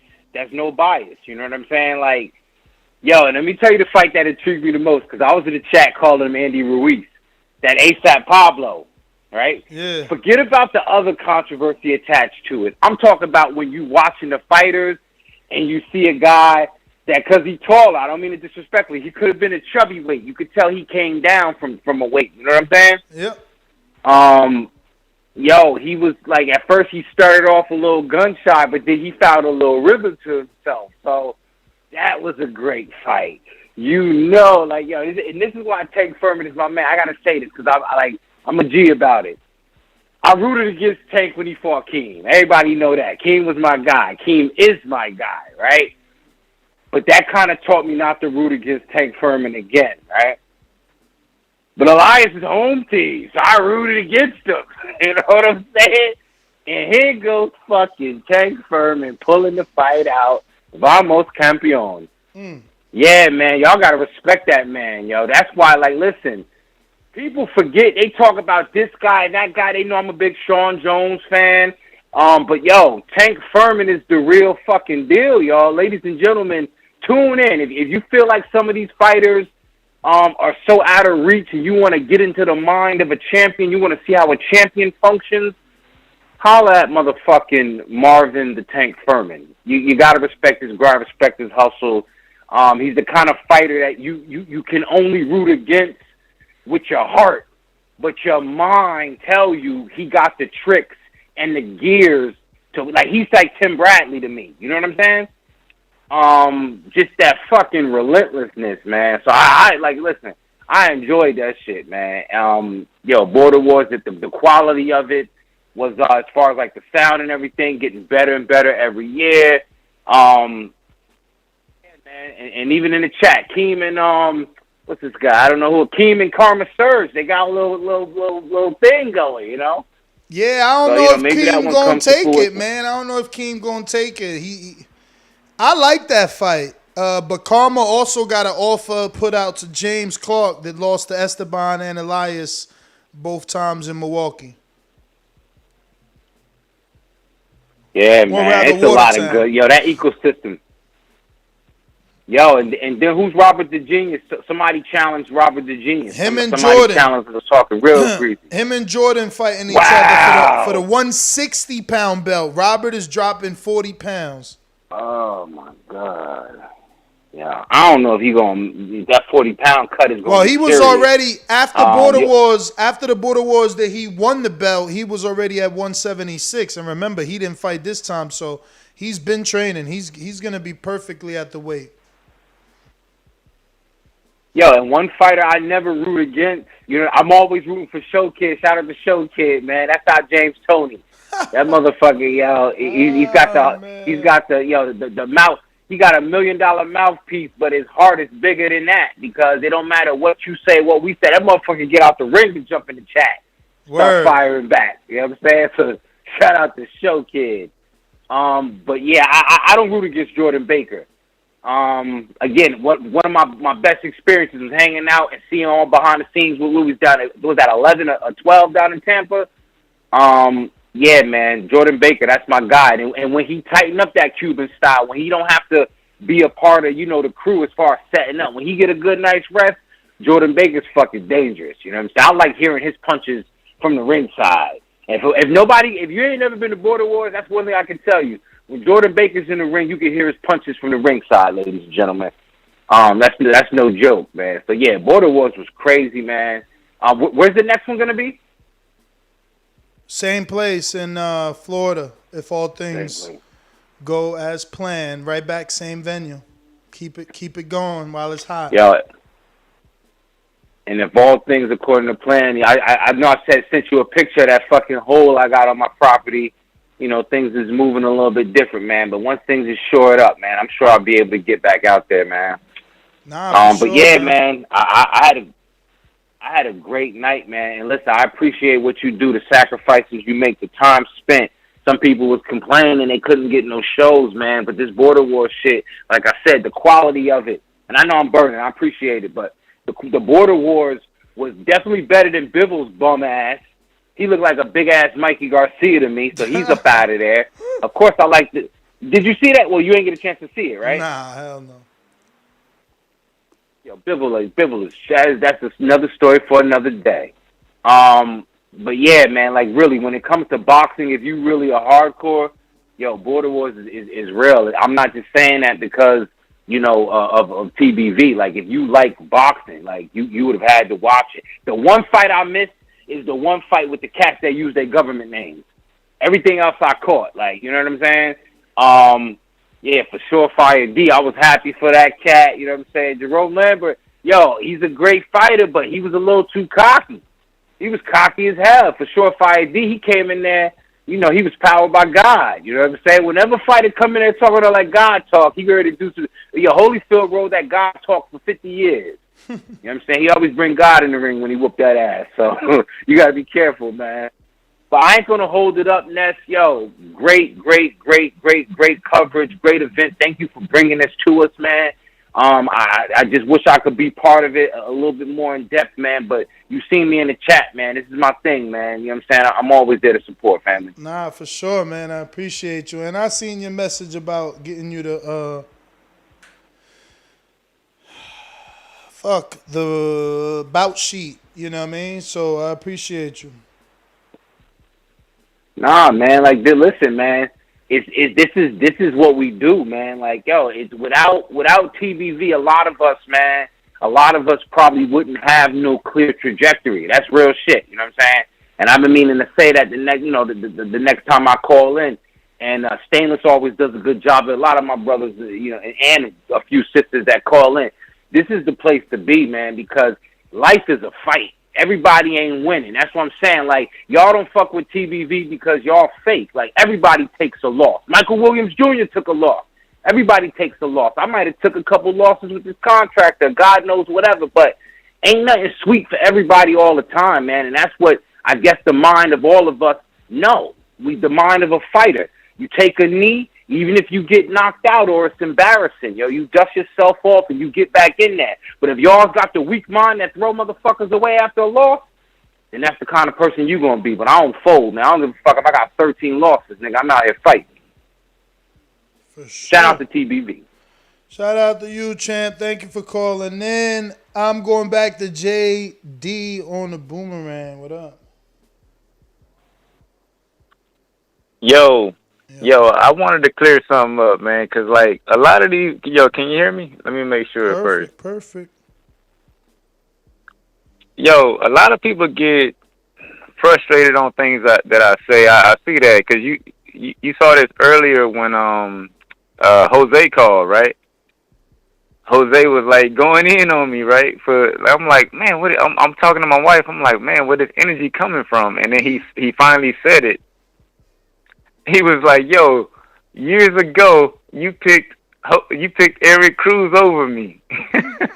I'm like, damn, bro, that's where the energy coming from? Like, all right, so I've been trying to be careful with the platform, right? I got to watch what I say because obviously, for sure got mad at me. And you just seen what I put in the chat, right, Ness?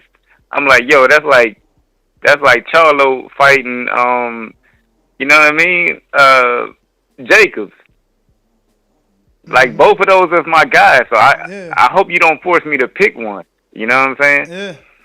So with that being said, I guess he took offense in me saying that I think that Elias would do a better job against. I'm only saying that because styles make fights, and I know boxing. You know what I'm saying? Mm-hmm.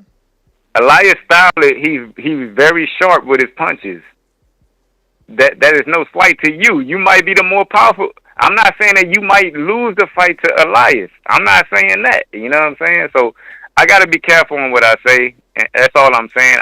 I hope I'm clearing that up. You know what I'm saying? Because, like, me and this dude, we talk behind the scenes. Like, I was giving him, like, advice. I don't know if he was taking it. But I was giving him advice going into that fight. Like, you know what I mean? Like, all I'm saying, bro, like, I hope that a lot of people, man, don't take what I say. I look at boxing from a bird's eye view. You know what I'm saying? And when I say that, I might hurt a lot of people's feelings, even though I might pick the other guy. Hopefully, it motivates you to train harder, or whatever. You know what I'm saying? Like, but I hope this is the last call I gotta make about clearing some shit up, because a lot of people get mad at the shit that I say. You wouldn't believe, Ness, the DMs that I got just because I said something. They come back at me and they be like, they show me evidence and shit. It's kind of weird, bro. but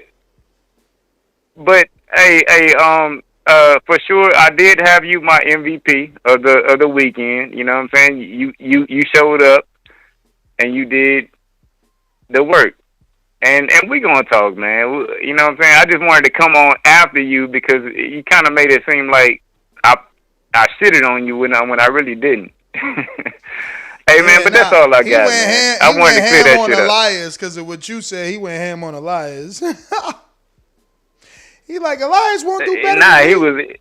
I wanted to fight Elias. Yeah. That shit was going... I love it, though. He got to clear out the whole division. Yeah. If you think you good, clear him out. Yeah. Clear him out. Hey, Ness, no wonder you stopped picking fighters against... Cause I think you was getting the same shit. Yeah. They all get mad, bro. They all get mad. It's hard. Jose got the toughest skin. Yeah. Let me get to some callers. I gotta go back to James Benitez. What up? Yo, what's up, Ness? You hear me? I hear you. Hey, man, I just want to say, man, this past weekend's event, man, it was great. It was one for the books. You know, it was a bunch of good fights that you had on all the cards. A lot of fighters, you know, they put a lot more work. And, yo, that text you sent me yesterday, man, that woke me up a little bit, man. But it kind of sucked to hear Buddy going to WrestleMania instead, though. Oh, you talking about Max? I was thinking, I was really considering taking that when you text that to me, man. Wait, I offered you Max? Yeah. Oh, shit. Yeah, you offered me. Yeah, I was like, shit. I was like, damn, Nick, what you trying to do? You trying to either serve me food or try to put me on a real showcase? Either way it goes, man, I'm excited. But end of the day, I got a lot going on in April, so I'm still going to let you know. But I am committing to training like 3 days a week. I got a coach down here in the Huntsville area, so I'm going to train 3 days a week, and I'm going to start putting the miles. So I'm going to try not to be a chubby weight the next time you see me, man. So got to get this life in order. But I did say Max. I did say you versus Supermax. Yeah. Yeah. So what you think about that fight? What you think about that fight? You know, I talked to a few people, man. A few people was like, I don't know, man. You think you got enough power to keep them up off you or whatnot? How tall are you? How tall are you? You know, but shit, I'm 5'7". Ooh, I'm yeah. 5'7". You gonna be giving up height? How much you weigh? Yeah, man. Right now I'm 261. Got hit the scales 261. Nah, the better fight would be Eddie, man. Supermax is 5'10", and right now he's like 315. So for the next fight, like, shit, this gonna be like he like would have to Rosicki get versus under Rivas that. or some shit, man. Yeah, nah, that's too big for you. But I know, didn't you tell me you and my Jinbe was talking in the background? Yeah, we definitely talking in the background and everything, man. And me and my Mbe, we actually gonna meet up in January. We're gonna meet up when we go to that Gary Russell fight. So we probably gonna talk some more and everything like that. Then we'll, got to go ahead and see him up close, man, and see, if that's the test I'm really gonna take right there, man. But I'll say this: if I don't do this Border Wars, you can lock me down there for any fighter that may be struggling on their fees or whatnot. Just let me know one fighter, and I'll help him out on his cost. Oh shit! I'll do that. I'll do that solid right there. Oh shit! You're the champ. What's up, man? You're the champ. I'm just keeping it a buck, man. I got to keep this show rolling, man, because at the end of the day, you got fighters that say they got to pull out because of travel, whatever. And if I could bless somebody with a couple extra bucks, man, why not? Oh man, well, we appreciate you for sure. Let me get to Majimbe, what up? For details. Hello. Majimbe. You see something like Mikey Garcia and Eddie? You ready for the title? No, Majimbe, he's busy. James Payne, what up? We got Bo and Bama says, ready for next week Border Wars show already. Champ. All right, that means everybody's done. Who we got? Everybody's done. All right. Well, Nest GTO, Instagram and Twitter. Catch us on the next one. Just a quick reminder so far, tentative fights. Obviously, none of these fights are official until we get the money in the bank. But for our main event, DeMarcus versus Corey Frank for the vacant 168-pound super middleweight title. Second fight on the roster, we got Jordan Baker versus Rob the Genius. Robert the Genius is your cruiserweight champ, dropping down to 160 pounds to take on the 3-0, 2 KOs, dangerous Jordan Baker from Florida for the vacant 160-pound title. At the heavyweight division, you got the return of Sean Mission Impossible Jones taking on Terrell Hellrell Harris, who just faced your newest heavyweight fighter, Pablo ASAP Garcia. We have Jose in Canada traveling one more time.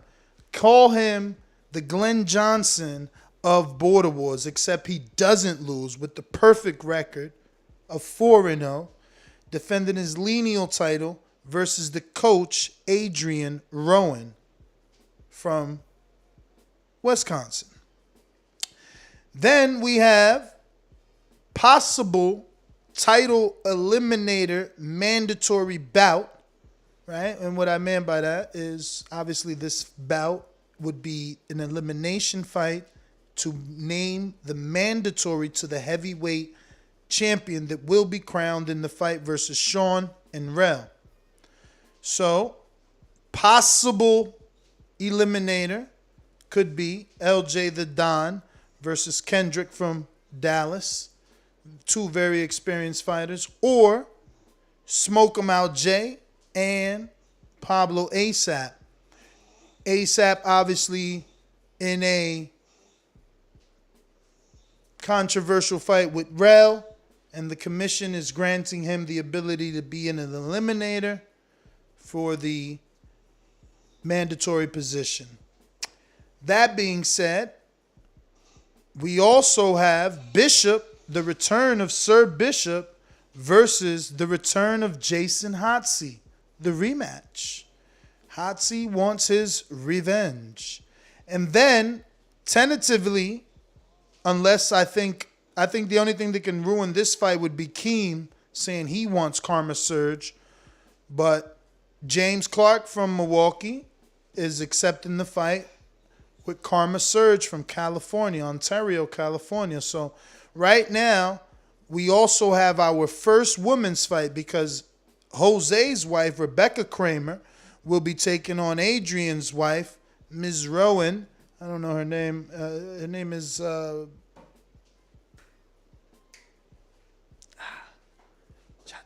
can't remember. Slips me right now. Fuck. But Ms. Rowan. So we got our first women's fight, and we get to give away the female belt. But they got to pay them fees. And that's 8 fights so far. Now remember, our last card we had 8 fights. We just started. This is all fights that got made in the background. You know what I mean? We still got guys like Esteban, Zeke, OC, Jerome, and that's Jerome Lambert. You know, there's so many other fights still to matchmake. This is going to be a huge card. Get yourself a slot. Contact me. We got the best dad ever. He's a novice 160, so we're looking for a complete novice. to face us to face the best dad ever. But also we got Jose has a 175-pound Canadian complete novice that we need to match. Also, we got Anthony Forbes from Florida. He's 1-0 who we need to match. So we have a lot of fighters that still have not been matched. This is all background stuff. Make sure that you join our Facebook chat to stay updated. And yeah, man, catch us on the next show. Actually, we got some boomerangs, right? Let me try Jose. Jose, you want your boomerang? A lot of shit was talked about you by Adrian, man. I don't know.